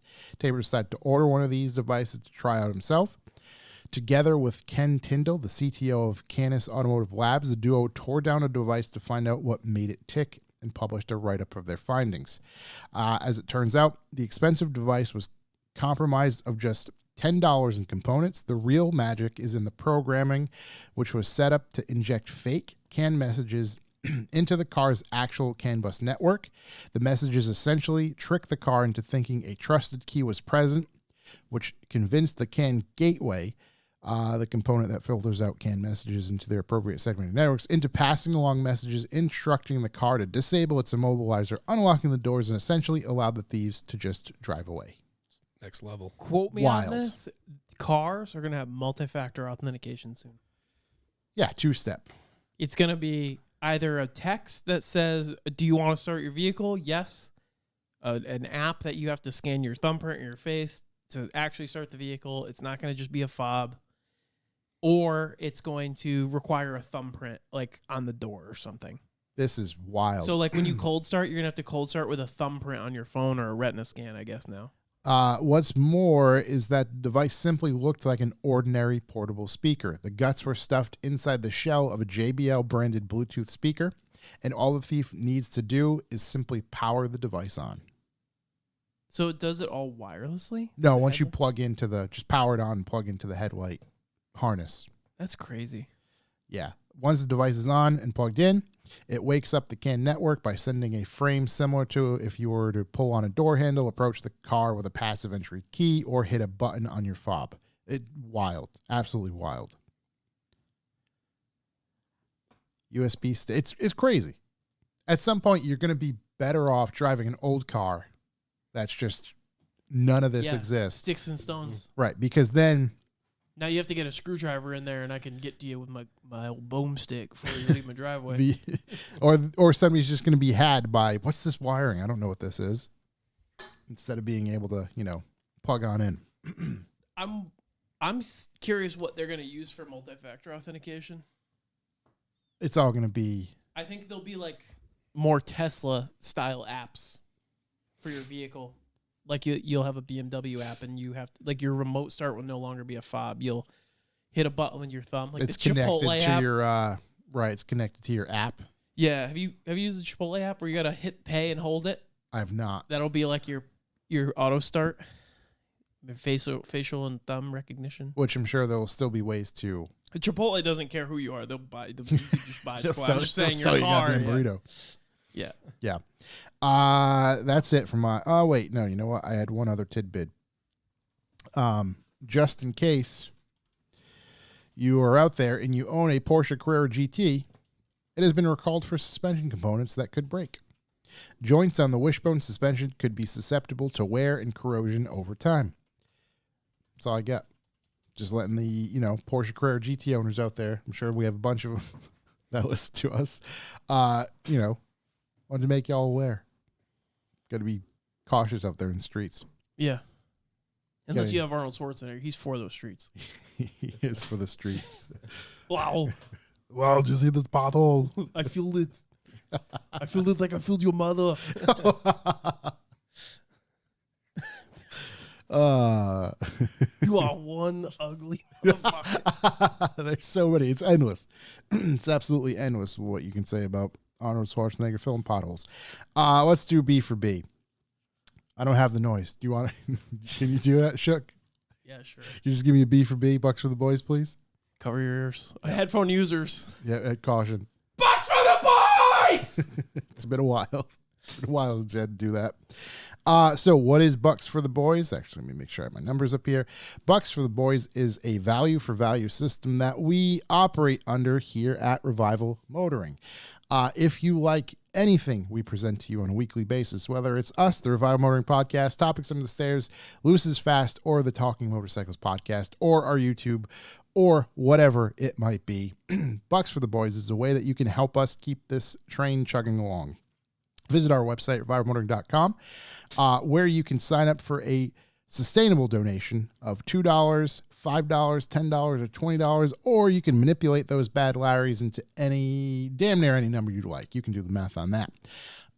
So it is there. It is for you to use, and it helps us, keep the lights on. Keep Shook's hair looking nice. Keeps him hydrated with that zero sugar ginger. Well, I think you did that. I did. Yeah, I just went and bought those. Do you want another one? No, I'm good. My stomach's in shambles right now. I've been thinking about one for like 20 minutes. You should. You good? You need a water? Good, I got one right here. Your sodium intake is real low lately. Yeah. I figured you What could. about a high noon, dude? Got a little stash down there. Just crack it into high noons. The old nooners. So B for B, like I said, is how we keep this thing rolling. So I feel like I'm missing something with that. But if you are an active B for B subscriber, which again, you can hit up our website to do so, you will automatically be entered into a drawing, which we have at the first of every month. Last week we did the drawing, so it won't be for another few weeks till we pull another one. Yeah, the boys give back. The boys give back. But in particular, for this B for B month, if you will, at the head of the table there, we have some nice product that was donated to us by Details by Doug. Details by Doug. Actually, quite a cool interior cleaning kit with lots of different things over there. I even think there's a glass cleaner, but it's off camera. It's a complete interior cleaning. It truly is a complete interior kit. It's got some brushes, got some microfibers, got some wax application devices, as well as some leather cleaner, some general cleaner, interior cleaner, natural finish for the interior cleaner, and like I said, 2 other bottles off camera that you cannot see. That will be this month's giveaway. We will pick that in the first week of May, so that's coming up. Suck the farts right out of your driver's chair. Give it the old, Get subbed. Give it the old leather trim. Yeah, get subbed, and maybe you'll not have a farty seat. It's true. I mean, lots of farts these so days. many farts in my seat. Your seats. I feel bad for whoever buys that car after I drive it off a cliff. So that will be in the B for B giveaway box, just alongside some of our Revival Motoring swag, whether it be a hat, a mug, some stickers, different things we find randomly around our studio, but we will put together a nice package for you and get that on out to you. So with that said, we also have a way to find out how our last episode went. And that is called the BPL, which is the bucks per listen, which, as you know, if anybody's ever listened to this before, we calculate some numbers, we send them off to NASA, and they respond with a number, a figure for us to judge last week's episode. Shook, do you want to take a wild guess where we are for last week? For Bucks of the Boys? Yep, up or down. You don't have to give me the exact number, up or down. I'd say we are up. Huge. Title record. I'd say you are severely incorrect. Fuck. Our number has now plummeted, if you will, to 10 cents per listen. No! I think last week was the high. Was last week a high, or was it the week before? The week before. I think it was the week before. If you'll excuse me, I need to call my girlfriend too. We have to sell our apartment. Sell your apartment? Yeah, we're done. Can no longer fiscally afford. Sell that lease. So we went down, but that's okay. We'll be back and better than ever next week. But no, that's the BPL for this week. Sign up for Bucks for the Boys, robmotoring.com. It's there. Sustainable donations. Oh, that's what I wanted to say, that Chuck always adds. Hey, if you don't have anything, we understand times are tough. Not everybody can help things out on a monthly basis. You can send us news articles. Yeah, like is free. You can share us with your friends. Sharing hold them is down. free. Hold them down. Put us in their ears. You can share callbacks with us. It's always good to hear from everybody. These are all free, by the way. Please do that stuff if you feel free. Reach out to any of us on our Instagrams, Facebooks, all that good stuff. We'll probably respond at some point. So with that said, we did the BPL. We did that. I think we're good. We already queued news. So I think it's time for the main topic. You ready, Shook? You look like you're geared up and ready to go. What's our main topic? We're going to talk to Andrew. Who's Andrew? The gentleman who's sitting to your right. This guy right here with the high noons? How you doing? The old Nunes. I think that covers everything I need to. So now we can go off the cuff. So, Andrew, thank you for joining us. Thank you for having me. For those unfamiliar, ISC is a suspension company based out of New Hampshire. They've been around for roughly a decade. Yeah, 12, 13 years. Okay. And I know there was a mix. You started off in a different manner, more parts than just suspension. And you do offer more stuff than just suspension currently, but it's all suspension related. So how has business been lately? Good. I mean, considering the circumstances, right? It's been a crazy few years for all of us. Yep.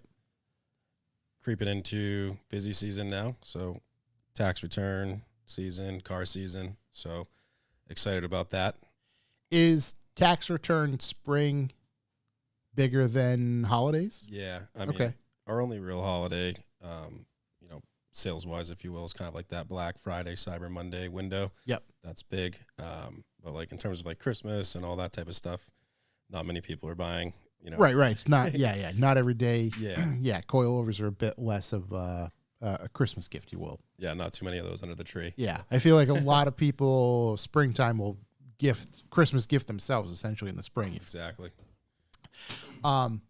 So you guys, well, there's a few things to cover. So how's the new facility going? Good. I think when you came up in, what was that, November? we were November. saying? Yep. So we're at like maybe 75%. So Yep. I'd say we're, as close to 100% as one could be. So yeah, it's going great. Which, I mean, when I was there, it was looking great. Thanks. It Yeah. was just, so we'll have to find another reason to go head up there and check it out. But yeah, it looked awesome just from the get. Yeah. How are you finding, supply chain, has it become a bit easier? Are you finding it's easier to get components a little, more than it was, let's say, a year ago? Yeah. So shipping rates are improving or getting close to being, more normalized, if you will. Yeah. So that's nice. And the time frame of product on the water is also improving. So it's not what it was 3 years ago again, but compared to last year, like you referenced, it's certainly better. So that's good. What's the typical time frame from when you place an order from your, manufacturer's standpoint to it landing stateside? So back in the day, it was about 30 days. Yep. So to port. And, if customs went fine, then, you'd get your stuff about a week after that, roughly. I'm assuming this is pre-C. This is pre-C. Yeah. What do they call it? BC. BC. Yeah, BC. So yeah, now it's 45 to 65 days, I would say. Oh, wow. That's pretty significant. Over double. Yeah. We've played around with like a bunch of different scenarios, like taking it to Long Beach instead. Yeah. And then it comes over from there on a train to New York. And then from New York, it gets trucked to Boston. And then from Boston to our facility in New Hampshire. Man. So What a you journey. you have some flexibility of what port it lands? Yeah. Or is that determined by what freight liner you use? We can kind of prearrange all of that. Okay. So, yeah. So right now it's going to New York and then from New York to Boston. Okay, So, just via motor freight? yeah. And that seems to be working pretty decent. How did the experiments going to Long Beach and via train and all that go? It's more so like you're dealing with these, these reps that, want to make these I was going to promises. say promise the world. And you can't really make promises in the logistics industry anyways, right? Yeah. So that was a learning curve to grasp that over the years and just kind of go off of, at that point, what has worked. Yep. And, you know, to a certain degree. I feel like your gut. logistics is like weatherman. Yeah, for sure. Sure. It's gonna snow. It's pretty damn close, right? Yeah. We don't know how much though. Right, because so much of it is dependent on, yeah, I mean, trains not derailing. Yep. Start with that. Potential accidents on the motorway, Rollovers. and then ultimately when their stuff's a bit more, they're not going to receive, you know, not always anyway, a UPS delivery truck with all their stock. It's going to be at least motor freight. So the drivers are a bit more consistent in that manner, if you will. Yeah. Could have cars just losing a coilover because they're not running ISC, you know, causing a muck on the highway. Yeah. Goddamn mess blocking up the whole Route 6. Did you the cost of using multiple logistical options, again, the Long Beach stuff, pay each time, you know what I mean? Like, did you work with one company that could kind of handle, all right, yep, here's their, are you paying one invoice or multiple? So yeah, we've used like the same broker Okay. for a while. You know, we have ventured off with some of those other scenarios that didn't work, like I mentioned, but so they'll try to facilitate, you know, what makes the most sense based on what they see and the space available and all that fun stuff. Yep. Which makes it nice because if we didn't utilize that type of model, I mean, it would become like a full-time job just trying to facilitate distribution. Right, because unfortunately, as fuel surcharges are going to change as fuel fluctuates. So just like eggs go up and down or milk or whatever, you could pay a different rate a week later. Mm-hmm. So trying to factor that, geez, oh yeah, that's a nightmare because trying to factor that into something, a product that you sell and hold a number for. Right. Yeah. It's constant. How much of your time, how much of you in particular of your time do you dedicate to that sort of stuff?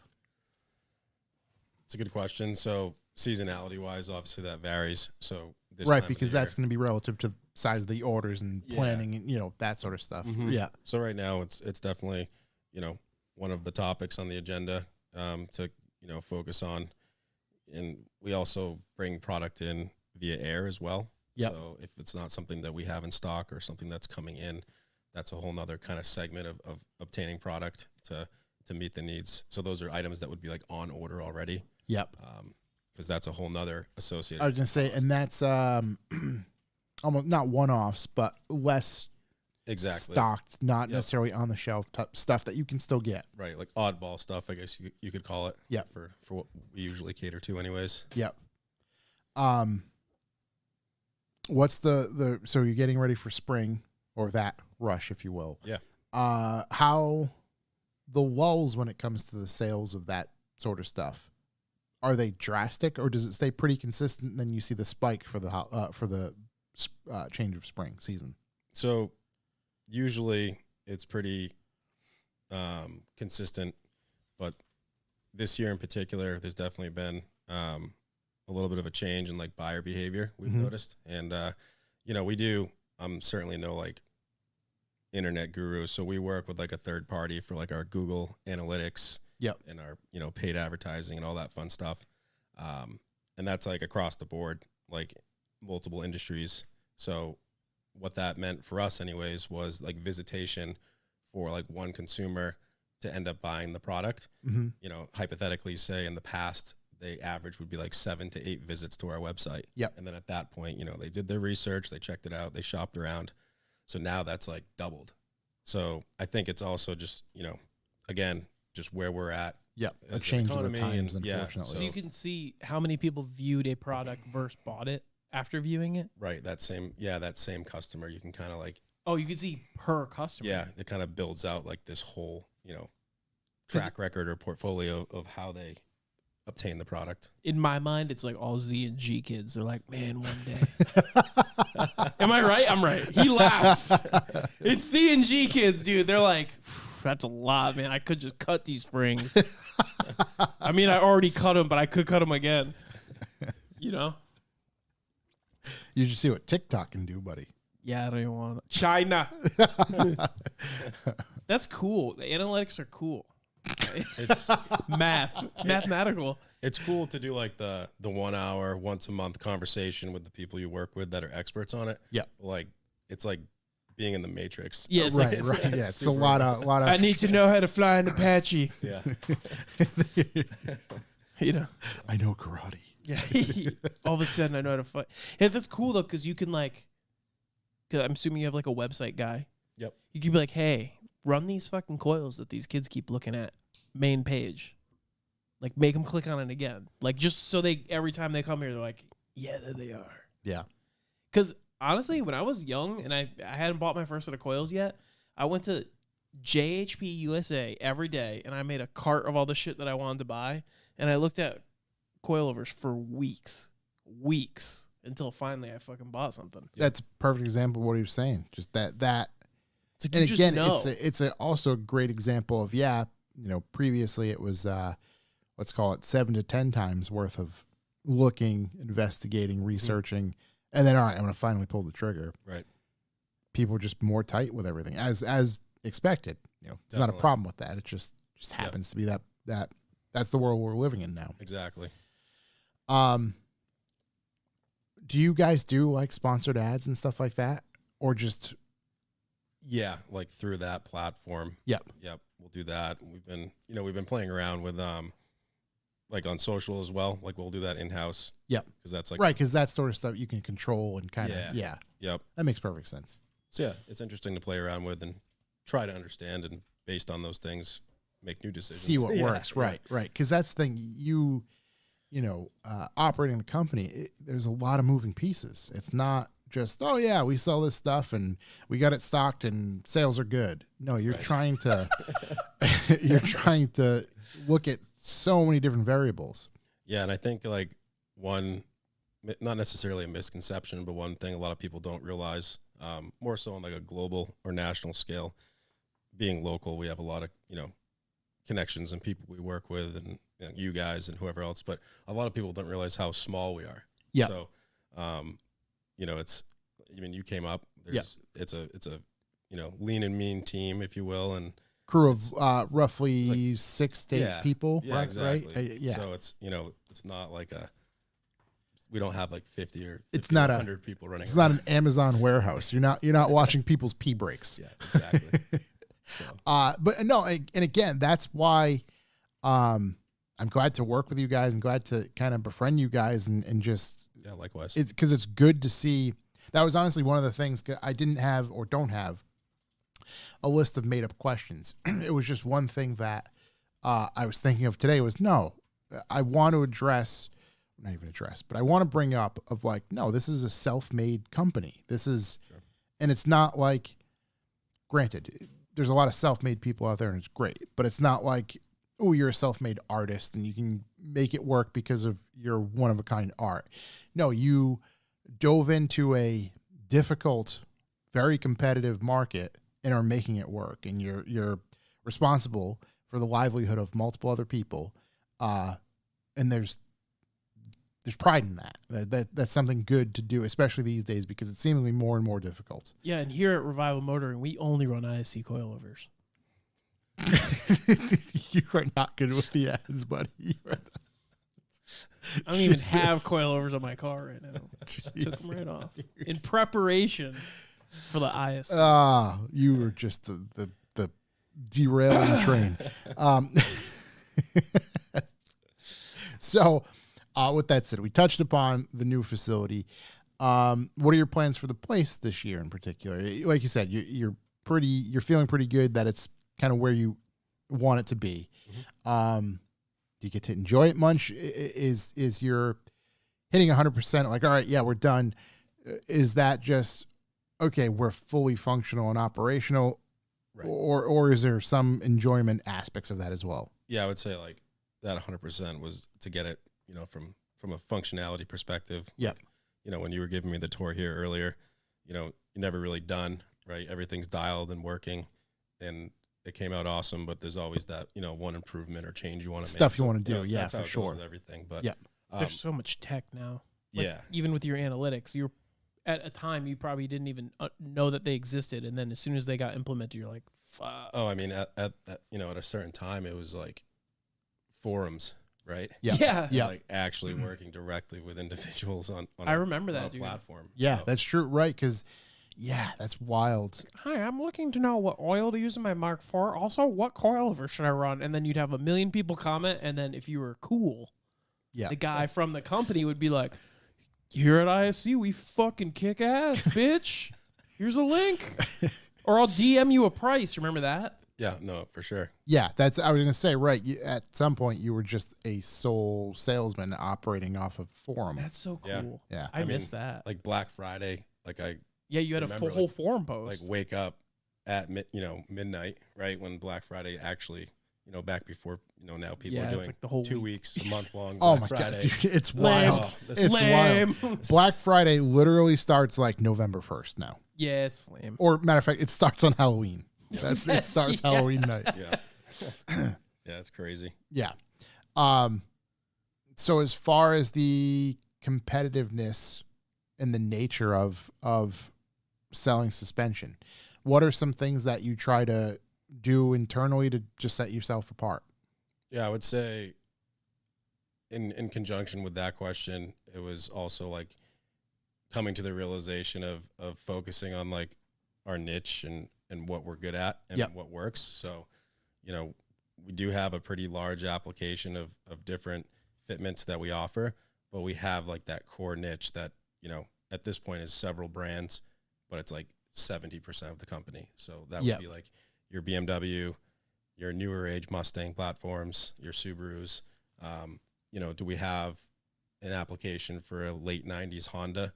For sure. But it's nothing that we would like stock or try to put ourselves out there for, so Yep. to speak. So I think focusing on that, just realizing that, since we are a small company, kind of stick to what we're good at, what we're knowledgeable about, what we enjoy, and then kind of build secondary products around that. So those are like, our hub-centric wheel spacers or adjustable camber or toe arms Yep. to complement, those high-demand coilover applications. Yep. With that, I know in the video that we made in November, we briefly talked about kind of things for the future. Mhm. You guys picked up a Maverick We did. because you did have a Maverick that you worked on in conjunction with somebody for SEMA. Yes. Yeah. Is it not totally here? Did I not see a Maverick earlier? There's one outside. Yeah, Yeah, you did not. I didn't. No. I literally saw a Maverick earlier. I was like, oh, cool. Oh yeah, it's literally about 20 yards that way right Oh, now. cool. Right Yeah. now. So not the SEMA one, but the ISC. Yeah, that's what I'm Maverick. Yeah, talking yeah. about. Did I not just see that one? Yeah. Okay. Yeah, no, it's there. I was like, did I just blow a secret? Like, is nobody knows he has a? Oh no. Yeah, that was and you guys have been posting about that. Yeah. So the SEMA project really kicked off and there was enough response to that for you guys to pursue. Yeah, that was really fun. We were fortunate enough to, over the years, build a relationship with the guys at Tucci Hot Rods out of New York. Yep. And those guys work hand in hand with Ford on the majority of like their specialty projects, mostly for SEMA stuff, all that one-off type stuff, like, Bronco sports on tracks and Yeah. crazy stuff. So Big 302 guys. yeah. So long story short, that Ford had a pre-production Maverick that they put in the SEMA booth that year before COVID. Yep. So we jumped on board via through our relationship with the guys at Tucci, kind of built a one-off kit. It looked pretty awesome. I mean, certainly not a vehicle for everybody, but it's again, I guess I'll just keep repeating the word niche, right? So Yep. it's kind of within the realm of something that could be successful for us. And I'm a Ford guy too, I guess I could label myself as. So I was like, oh, let's try this thing out, like EcoBoost, all-wheel drive. Yep. Kind of behaves like a car, even that it's a small truck. So yeah, we'll see if it becomes the rebirth of, a modern day mini truck. Yeah. Are you personally liking it so far? Yeah, it's great. It's super fun to drive. Right now it's still stock, so that'll change in the next couple weeks. Yep. So yeah, I have nothing really negative to say about it. The shifting's a little funky. I guess that would be my only critique. Yep. Just whatever programmed mapping is in there. It's just a little strange. But, Is it just not? Is it not quick enough, or is it too long? just shifts like at funny points. Just weird. Yeah. Yeah. Almost just not sure what gear it needs Mhm. to. Yeah. Yeah. Like- So turbo mic tuning. Yeah. I don't know if you guys know turbo mic. Yep, for sure. Very familiar. So yeah, hard not to know him, I guess. Right. Yeah. Yeah. Yeah. Awesome guy. Some say super he's a smart. wizard. Yeah. I believe that. I Yeah. think he could be a wizard. He's on the wizard spectrum.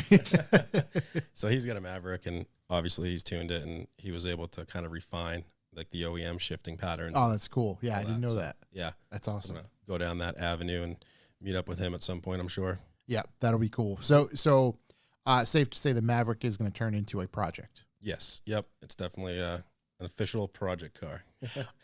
With that, I did see that you guys posted you're going to be starting some vlog stuff. Is that going to be what's covered? Yeah. Or there's going to be more, but one of the things that's covered in those? Yeah, exactly. I think, Matt's idea, Matt Bryan, who runs media for us. Big shouts ISC. to Matt for being Yeah. our camera guy when I was up there. Yeah, It was no. it was awesome. It was very unexpected. I figured I was just going to go, camera in hand the entire time. Yeah, worked out perfect. But it was great for have him help out. So it was awesome. Definitely. So yeah, I think just having that vlog style will be more appropriate and more engaging for people on like the project car end of the spectrum. Yeah. So that's kind of the game plan for that. Everybody wants to see the behind the scenes stuff. Mhm. And a lot of times they want to see you doing damn near whatever it is. It's just Right.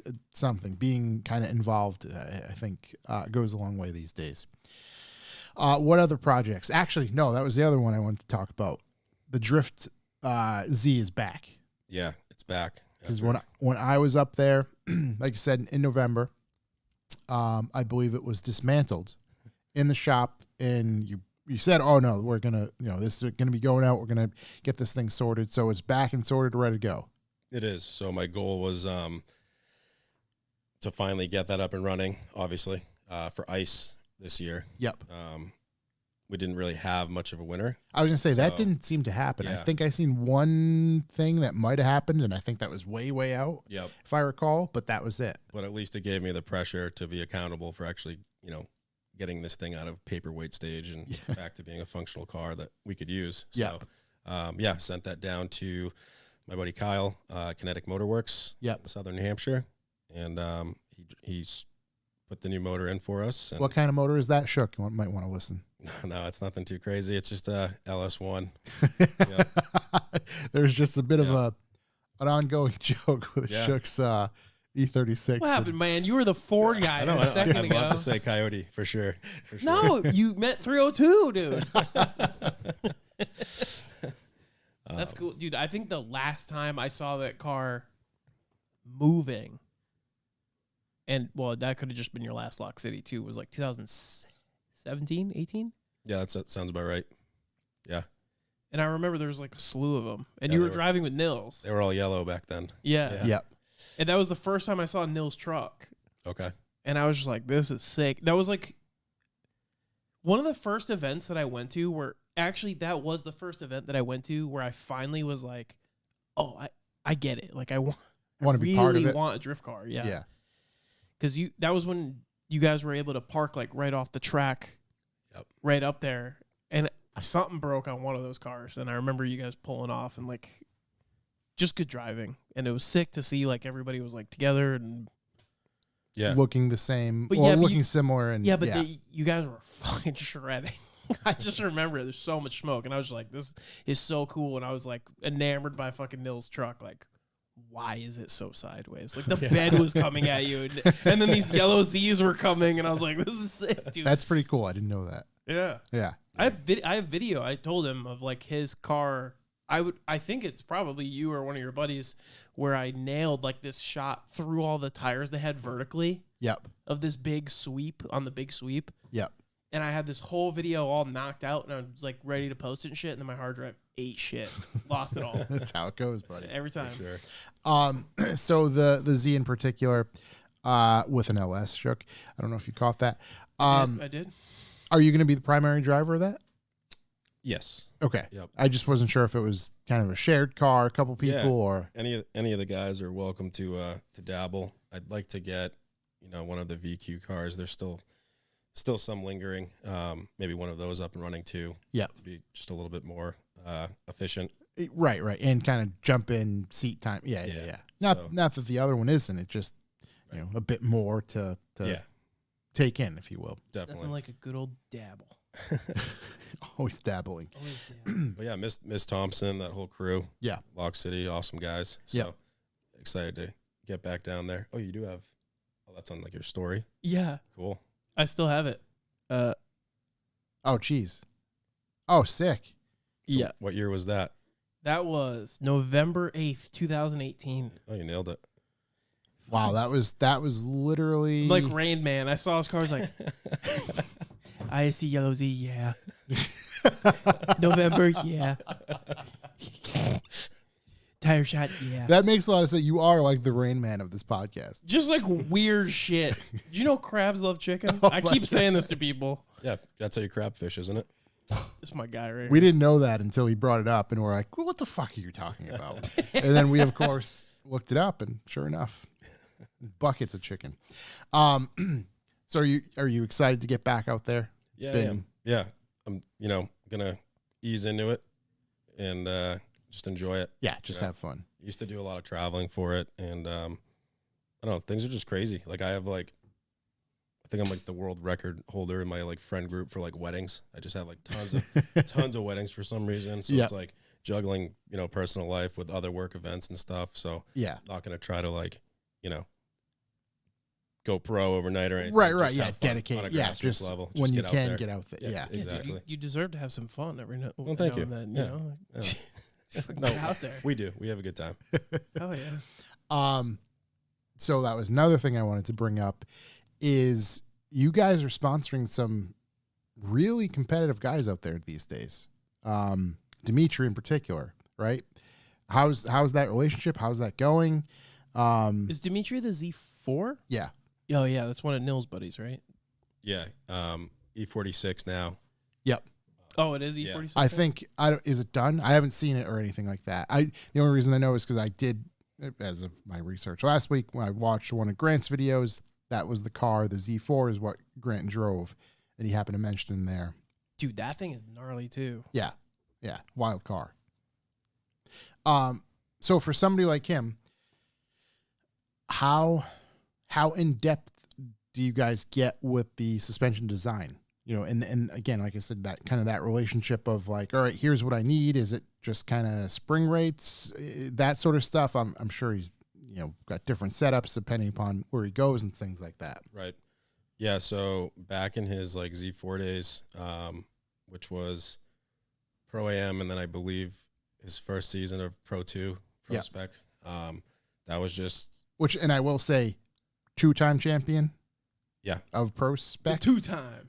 Yeah. So it's not like pretty impressive for sure. Yeah. And then he did fairly well this year as well. Obviously not, or 2022 I should say. Yeah. Obviously not what he wanted because he's always going for that win. But he's a very talented driver, and it's been cool just to see him progress.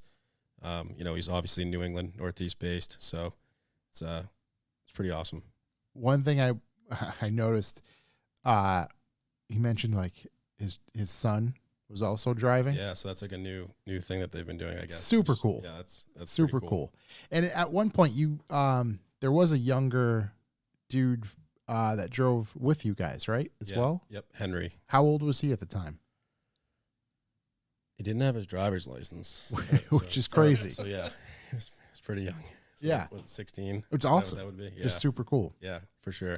I know we're bouncing around here a bit, but as far as Dimitri's setup, is that something like kind of, all right, here you're stocked with these different weights? How in depth do those changes? How often do they occur? Yeah, so back in the day, we'll just say back in the day, but really that's just like Z4 days, right? Yeah. So rookie year of Pro Spec, if I'm remembering correctly. That was just a literally off the shelf N1 kit converted to true rear and a spring rate that I think he and Essa suggested, and that worked. And that's kind of just what he ran. Yep. And then moving on to the newer chassis, there's been some experimenting with that. Going into this season, he's going to be running our one of our prototype double adjustable kits. Yep. So we'll baseline the spring rates that have been proven for that chassis and his style of driving. But Start with that, yeah, and then give him a bunch of stuff to experiment with if he wants to. yep. Do you have to, if he goes like wild with spring rate swings in like either direction, you have to revalve and everything? Like, do you do all the valving and stuff in house? So to a certain degree, you would have to revalve it if it was like that drastic.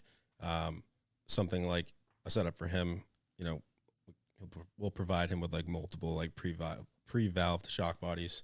But for a chassis like that, it's not like you're going to go from like a 8K to a 14K. Yeah, It would be pretty fine-tuned. Dialing it Yep. in. Yeah. Mhm. 8, 9, 10, or 8, Exactly. 5, whatever it might be. Yep, exactly. Yeah. That's cool. So yeah, so essentially, if somebody was like, I need this, this, and this, you're able to meet that whatever they need, essentially.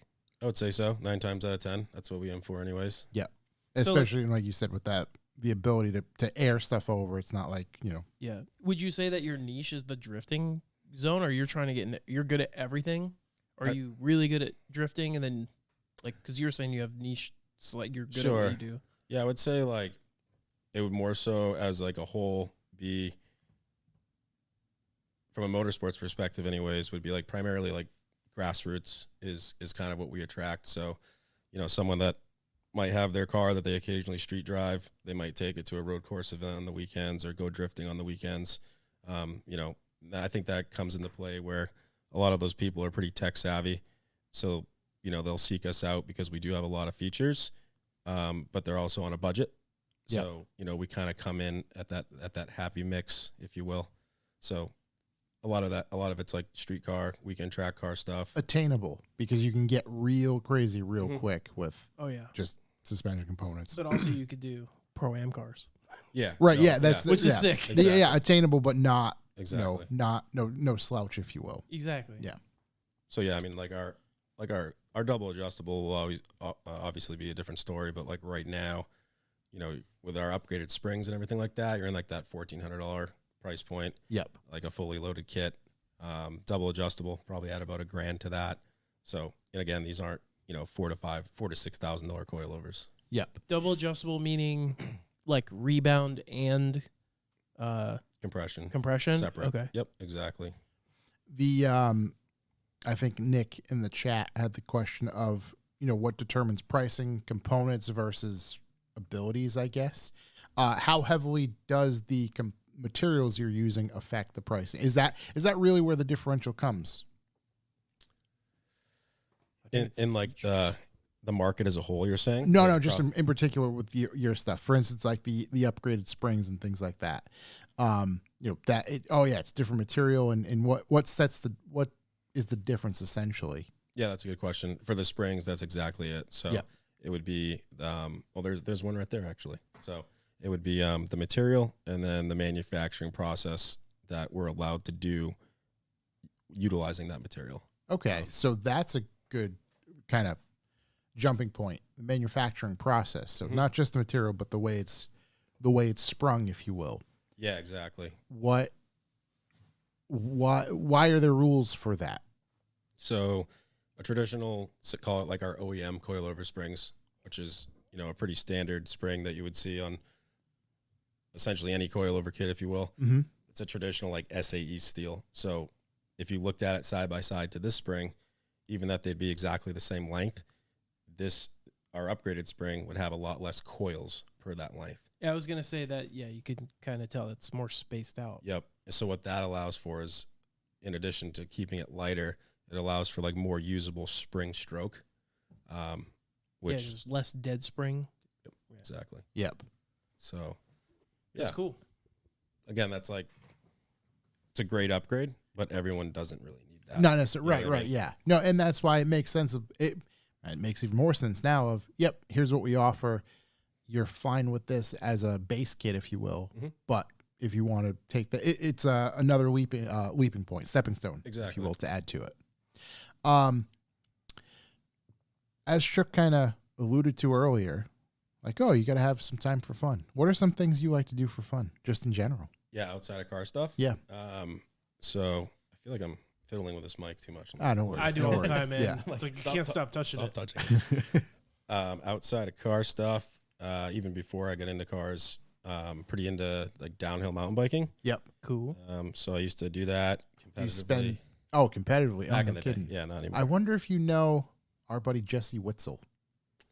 Don't know. Everybody he was big in that world for a Cool. while, and I'm sure Phil was literally just talking about that with Toby. Oh, was he? Oh, Yeah, okay. they literally like not an hour ago. Yeah. I'm sure you've either crossed paths or know people in that world. But he had a shop with Chuck for a while locally. Cool. Spend a lot of time at Loon. Is it Loon? Back in the day, Loon ran downhill mountain biking pretty primitively, which that's how the whole sport was back then. So you kind of just like went up in the gondola and they just sent you down wherever you wanted to go. So that was kind of interesting. Early day type riding. Yeah, it's hills open. There's no snow. Yeah. Have at it. Yeah, exactly. They are getting back into it more formally now, which is cool. Yeah. Highland Mountain Bike Park. That's the one I was thinking of. Highland. Yep. You could, Yeah. That place is cool. You rent bikes and everything. It's super cool. Yeah. When I was in middle school, I was so into downhill mountain biking.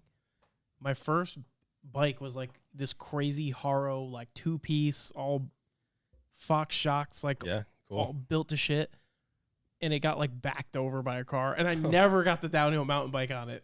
But I always thought it was so fucking cool. It was like I built a track inspired car and a drunk lady totaled it in a parking lot. You know what I mean? It was, but I always liked it. I thought it was so fucking cool. Oh, it's wild. I still to this day, if you look at my YouTube algorithm, there's a ton of like downhill stuff or just free ride stuff. I think mountain bikes, obviously I like BMX stuff, but like I'm too soft. it's super cool. Just the mountain biking aspect of things. Yeah.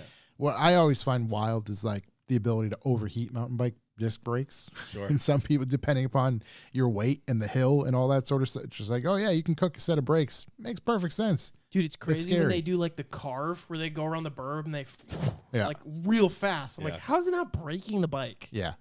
I'd imagine they do, but At some point. shit's That's pretty sweet. Those brakes, to touch on that, it's like the same technology that like we have in like race cars now. In You know what cars. I mean? Yeah. It's pretty wild. Carbon ceramic stuff. That was the thing that always probably kept me away from the mountain bike stuff, short of borrowing a couple of my friends, like single speed ones that were fun. Did you make ISC coils for the forks?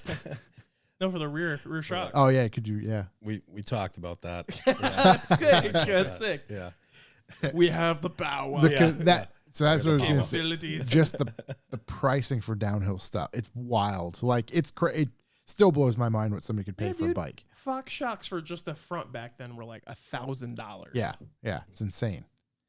It's crazy. Get them rock shocks, son. Oh yeah. So with the downhill stuff, with downhill mountain biking comes speed and potential impacts. Do you suffer any major injuries? I try to keep it a little bit more tame in my older age, closer to 40 than I am 30 now. So gotta keep that in mind. Yep. But no, I've been, pretty fortunate and try to ride smart. Yeah. Plenty of stitches and stuff like that. But nothing too major, which is good. It's a good way to keep it. Yeah, definitely. What else is there besides mountain biking? Try to get on I have a dual sport motorcycle. Yep. It's like a Husky 701. So it looks like a dirt bike, but it has like a massive single cylinder motor. It's just super fun. Highway capable, but still pretty good on trail. Yep. So another fun hobby. That's a cool one. Yeah, for sure. There's so much a lot of cool stuff like that to do in New Hampshire. Definitely. I always say it like every spring, summer, like, I need to go up there with the family and just rent UTV or something. Absolutely. And just like spend a couple of days there. And I just find I'm going to do it. Yeah. Dirt biking in Connecticut's sick if you like running from the cops. I saw some dirt biking here earlier. I was going to say, yeah. It's like X Games. Yeah. What can we expect out of ISC for the rest of this year? It's a great question. I would say we're going to continue our emphasis to just providing more content. Yeah. So, that's kind of been ongoing, but the building blocks are more formal now with, the facility and, Matt and, our team. So excited about that. Yeah, that'll be awesome. You got it's just a great, how do I put this? The flowers in the cake bowl, if you will. You know what I mean? Yeah. It's just, it's there. It's ready to go. Between, again, stuff that you guys see and do on a day-to-day basis. And like, oh yeah, we also have this cool facility with lifts, and we happen to be, part of this great suspension company. So there's endless options of things to do and discuss. I got one. Did you ask about R&D? How crazy do you get with like? That's it. No, it's good because in the video we did touch on some of that stuff, but here's the time for here's a perfect opportunity to go. Like when a new further. car comes out, are you like scrambling to get this vehicle? Because it's gonna be a hitter, like GR Corolla, where you like, oh fuck, For sure. For sure. Yeah, like it's a combination of that. So it's ideally in a perfect world, it'll be like getting the car.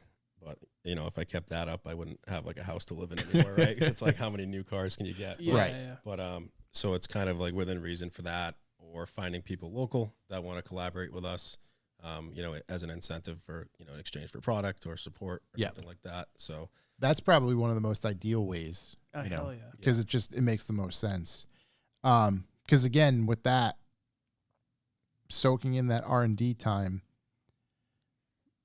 GR Corolla, okay, great. However, it's not like there's that many of them out there.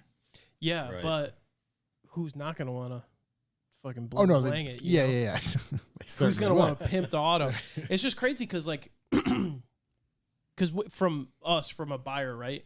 We're just like, oh, so they just get the car, make plates, put screw a shock to it, blah blah. blah. It's Oh like, yeah, push button, get banana. yeah, push button, yeah, ooh.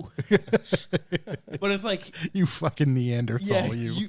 you got to figure out fucking camber, caster, the roll set, all that shit, so that that your coils are adjustable within the means to meet and exceed all expectations for whatever the fuck the person wants to do with the car. That's a good question. Like, is there I want to kind of piggyback off that. Like, is there a spec you need to adhere to that you want to hit? Of like, yep, here's this, we're hitting all these numbers. And does that vary from chassis to chassis? yeah, that's a great question.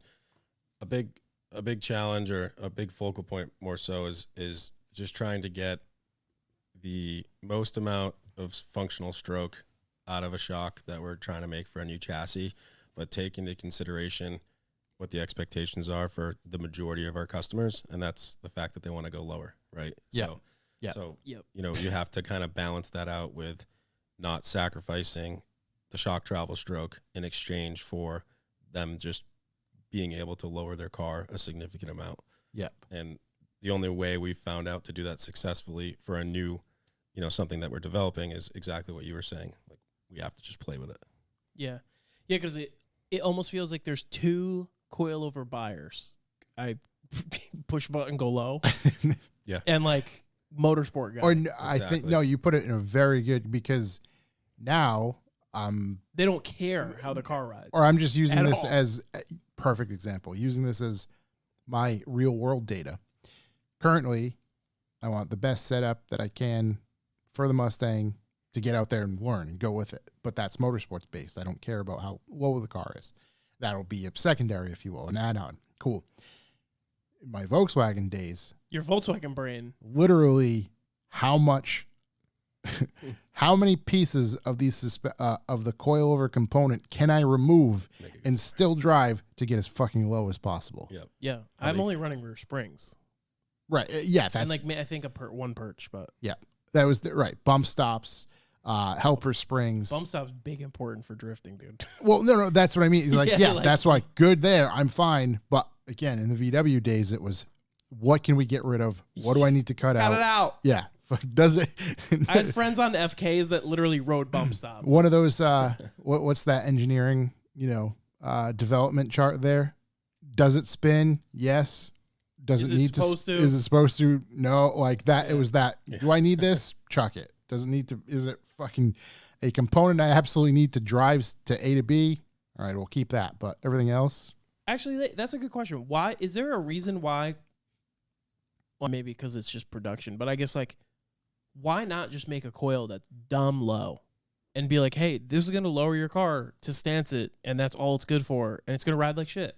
But you know that because you're buying it. Is that even like a marketable? Because people are gonna. I think you just answered your own question.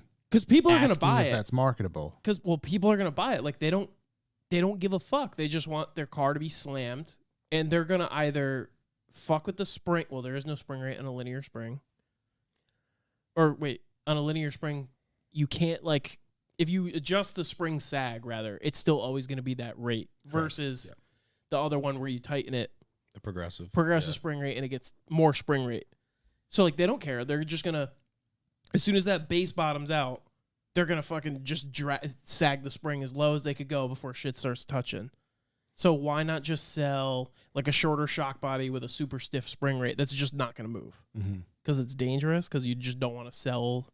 Not you in particular, but like I mean I think there are brands out there that will do like those extremely high spring rates and to achieve that select, more low target market.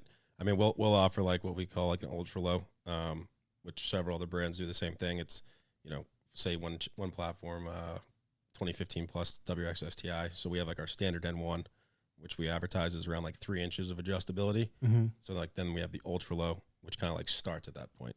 Oh, okay. So you do offer it. Not for everything, but if someone calls that has a unique need, we can kind of make something happen. That's cool. Usually. Yeah, because I like a lot of the kits, you'll start going that bottom route, the bottom perch, if you will, whatever, for the knuckle. And you could go so low until the shock's like on the axle boot. Right. And then you're done at that point. If you go lower, then you delete the axle boot. Yeah. So it's like some people look at that and they're like, why the fuck's the shock so fucking long? Like, I just want to go low, man. I don't care how it rides. So yeah, is that what the ultra low kit essentially does? Is you have a shorter shock body? Yep, exactly. Okay. And a stiffer spring rate, like you said. So God, I'm like a coilover expert over there. Yeah, it's unbelievable. Fucking smart guy. It's truly amazing. Yeah. It's truly. Math.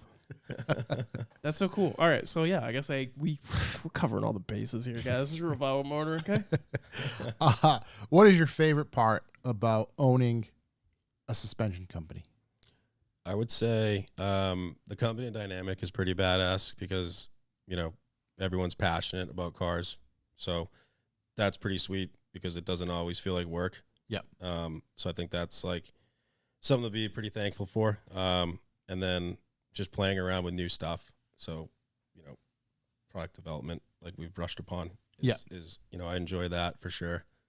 Does that, I was going to say, so that's where you like to kind of sink your teeth into just the, Yeah. And from a market analysis perspective and a marketing perspective, like I'm not an engineer by trade or anything like that. So I'm not physically doing, CAD or anything of that nature, but I'll work with those contacts. Yeah. Kind of running the quarterbacking that, the logistics of doing that. Yeah. The GC. Yeah, exactly. Yeah. Let me queue up my phone because I know we're going to have a handful of questions that were submitted to us as well. Oh, cool. So we can bust through some of those. The first question is, how much are coilovers for an Infiniti G35?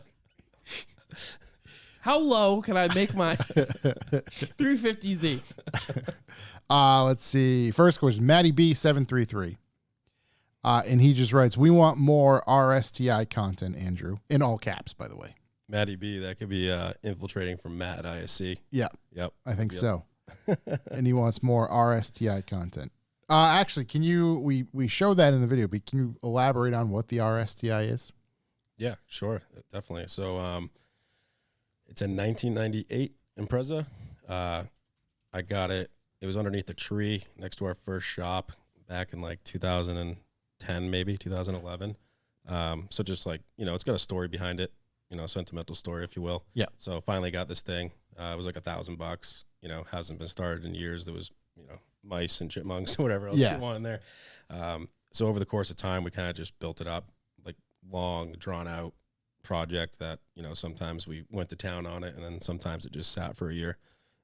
So it's got a 2004 STI setup. We bought like the whole car wrecked. So we swapped everything in there, subframes, dash, whole drivetrain, all that fun stuff.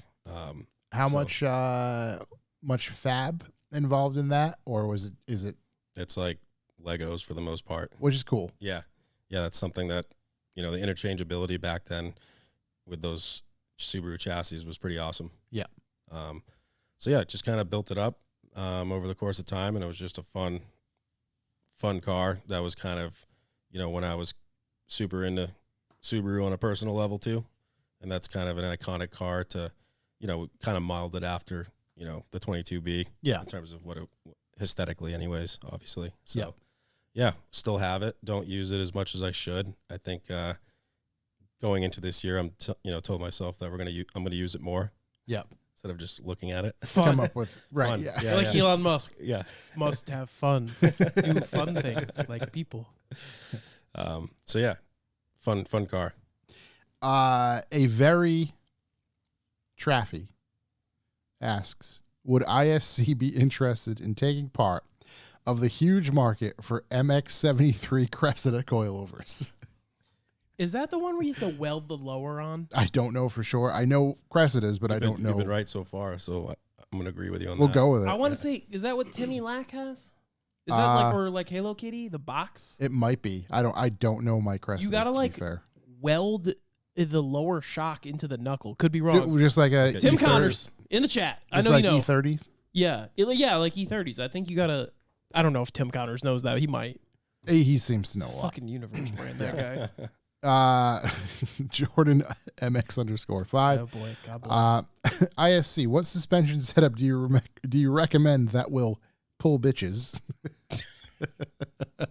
That's the ISC ultra Yeah, low ultra- kit. Yeah, exactly. Yeah, on the upgraded springs. That's Yep. Yeah, no problem. Hell there. yeah. Let's see. The Jackalope 89, and these are all random questions, so please feel free to chime in. MX63 is weld, yes. Taylor Chassis Solutions in the chat. Thank you. Did I say Hero MX-73? Oh. I'd imagine Oh. it might be similar.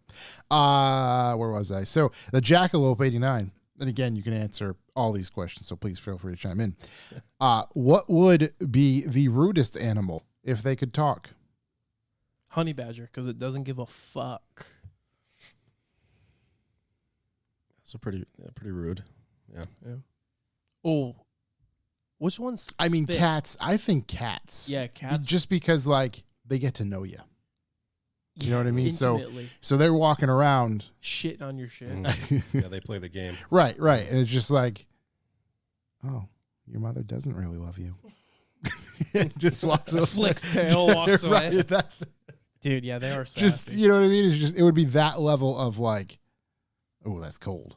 That cat's Yeah. cold. I can see that. Tall Goober. Okay. Here's a good question. Tall Goober, can he share what to look for when it comes to picking coilovers, like how to spot garbage?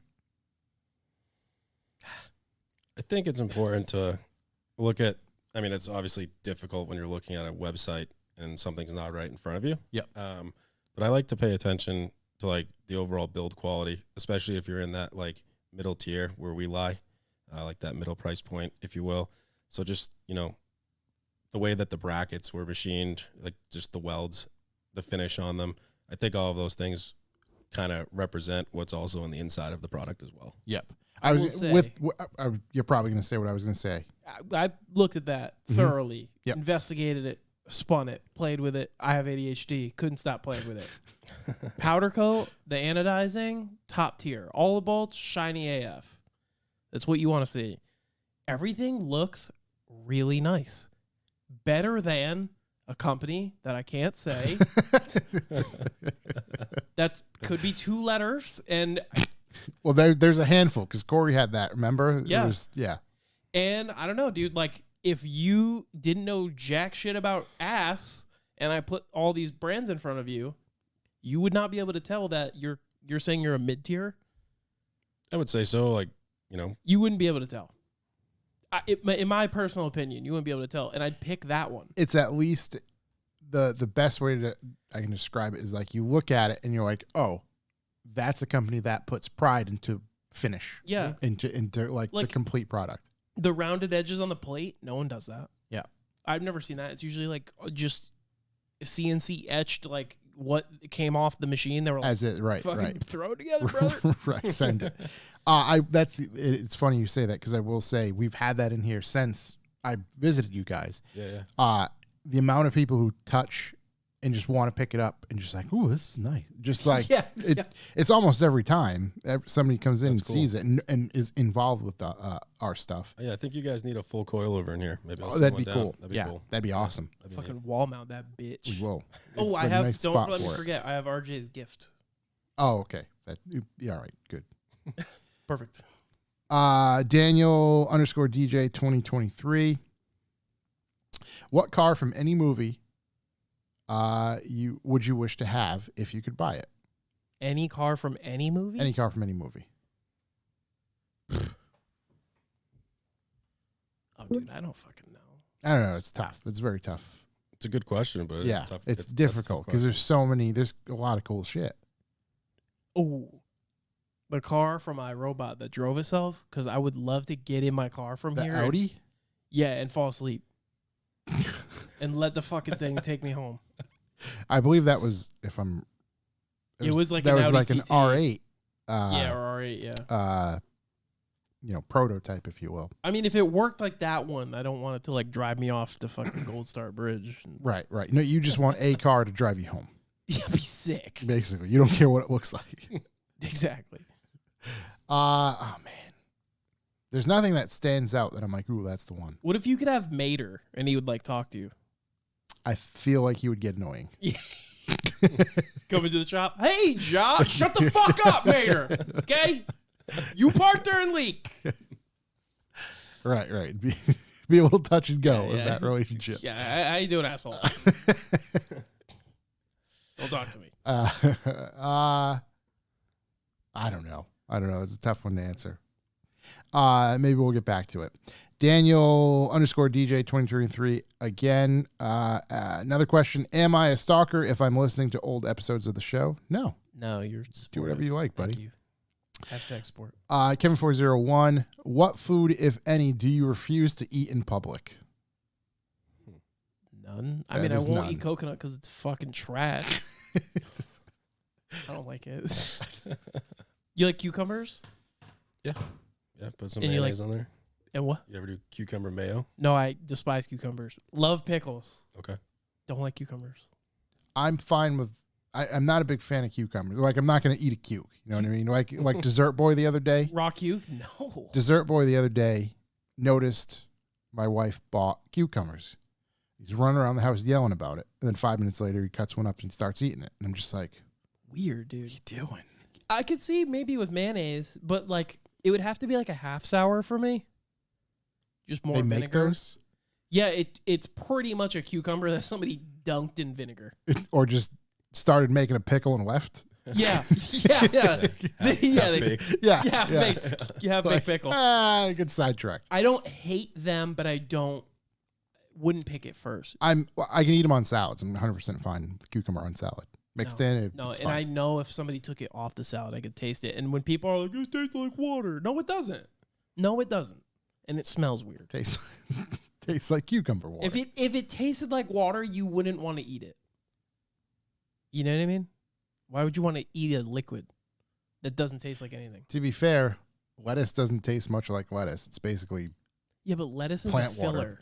Lettuce is a filler. no, I know, but I'm just you know what I mean. Which you could crave a cucumber because it's more filler. It just doesn't make it's I don't know. Cucumbers have more taste than what you're thinking. way more taste. Yeah, cucumbers do have a taste. Salad does. It tastes like grass.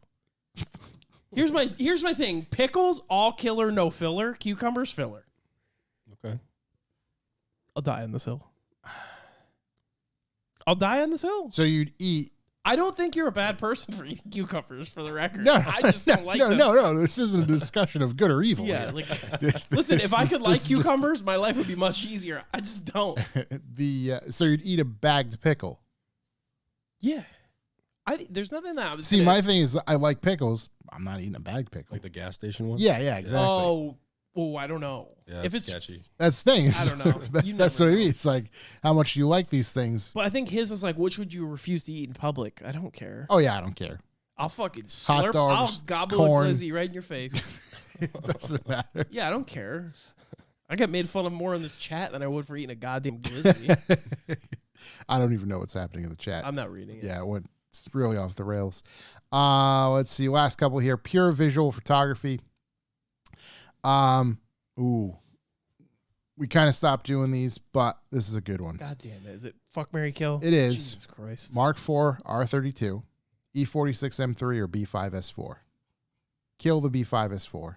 Yeah, Oh, I'm going to marry the E46 M3 Mhm. obviously. and fuck the Mark IV R32. When you say fuck, do you mean like fuck that or just have sex with it?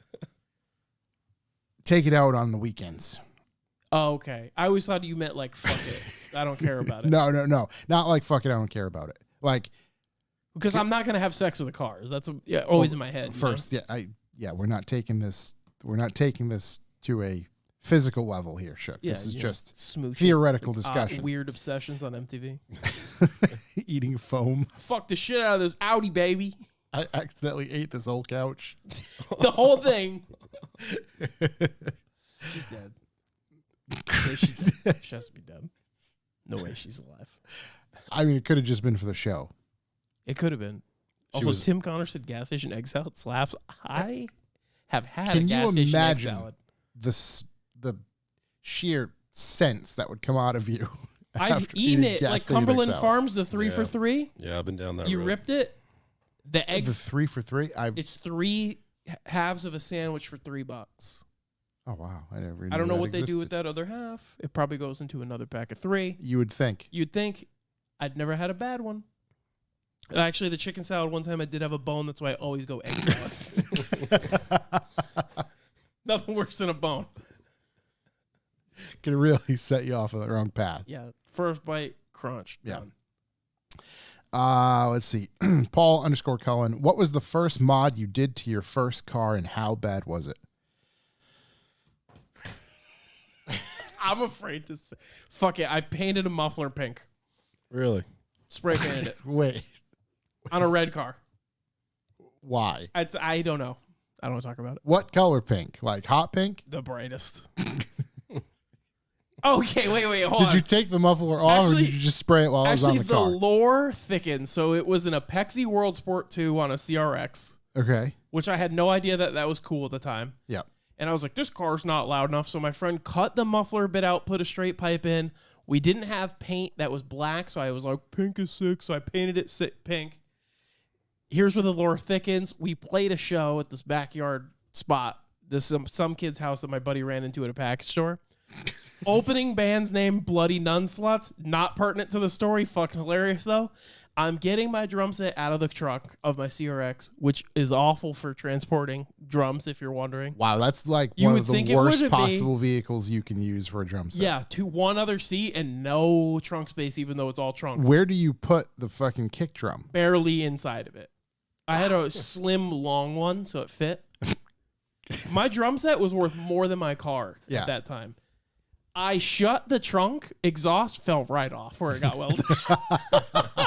I was like, boom, ding, ding, ding, ding, ding. And I went, what the fuck was that? Did you just leave the muffler? Right on. They pulled it right off, threw it in the trunk, said, fuck it.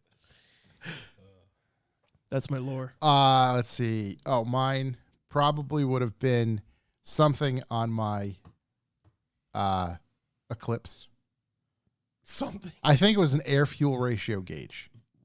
Was it mad stoic, dude? Because in my mind, I was like, this is this big. I'm going fucking big time. I'm going to watch this little LED light go up and down, and then when I hit the gas, it's going to go somewhere it probably shouldn't. Rich or stoic. Right, that was it.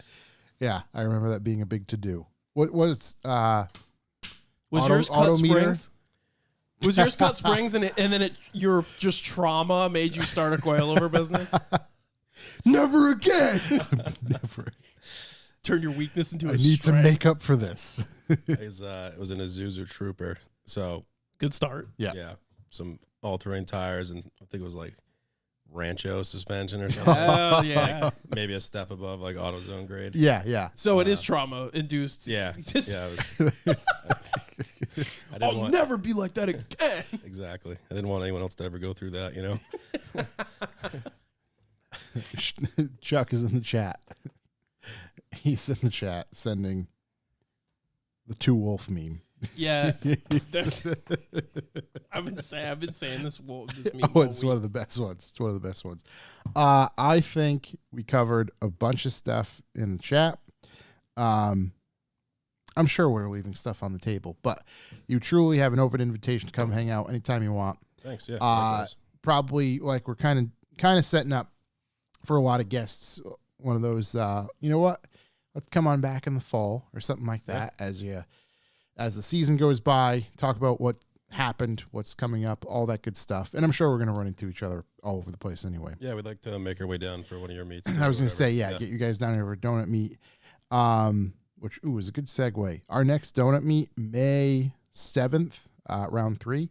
If anybody out there is listening and wants dent repair, paintless dent repair, Dent Patrol Rob will be here physically, and he is lining up appointments for you to get that stuff done while you're here. So don't get in touch with us. He's just going to be here.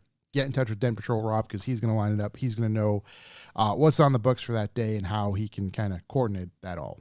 I had a car I cared about like an hour ago. But since the clutch slipped and I don't care. That's it. You're done? For sale. Fair trade for a 5-speed fit sport.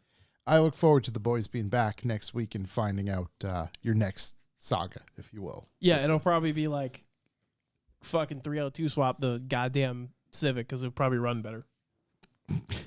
It just won't break. I don't know. Buddy, you got to... I'm just in pain, dude. I don't know what you got to do. I'm not doing that clutch again. I'm not. I'm not. No, just trade it in. I'm not. I swear to God, I'm not. Like, no matter, I'll drive it to work with it. Like, I don't care. Bouncing off rev limiter, just doing 30. Just no, I'm not doing it. Andrew, it's been a pleasure. We truly appreciate you coming to hang out. I think that's going to do it for us this week, everybody. Thanks, everybody in the chat hanging out.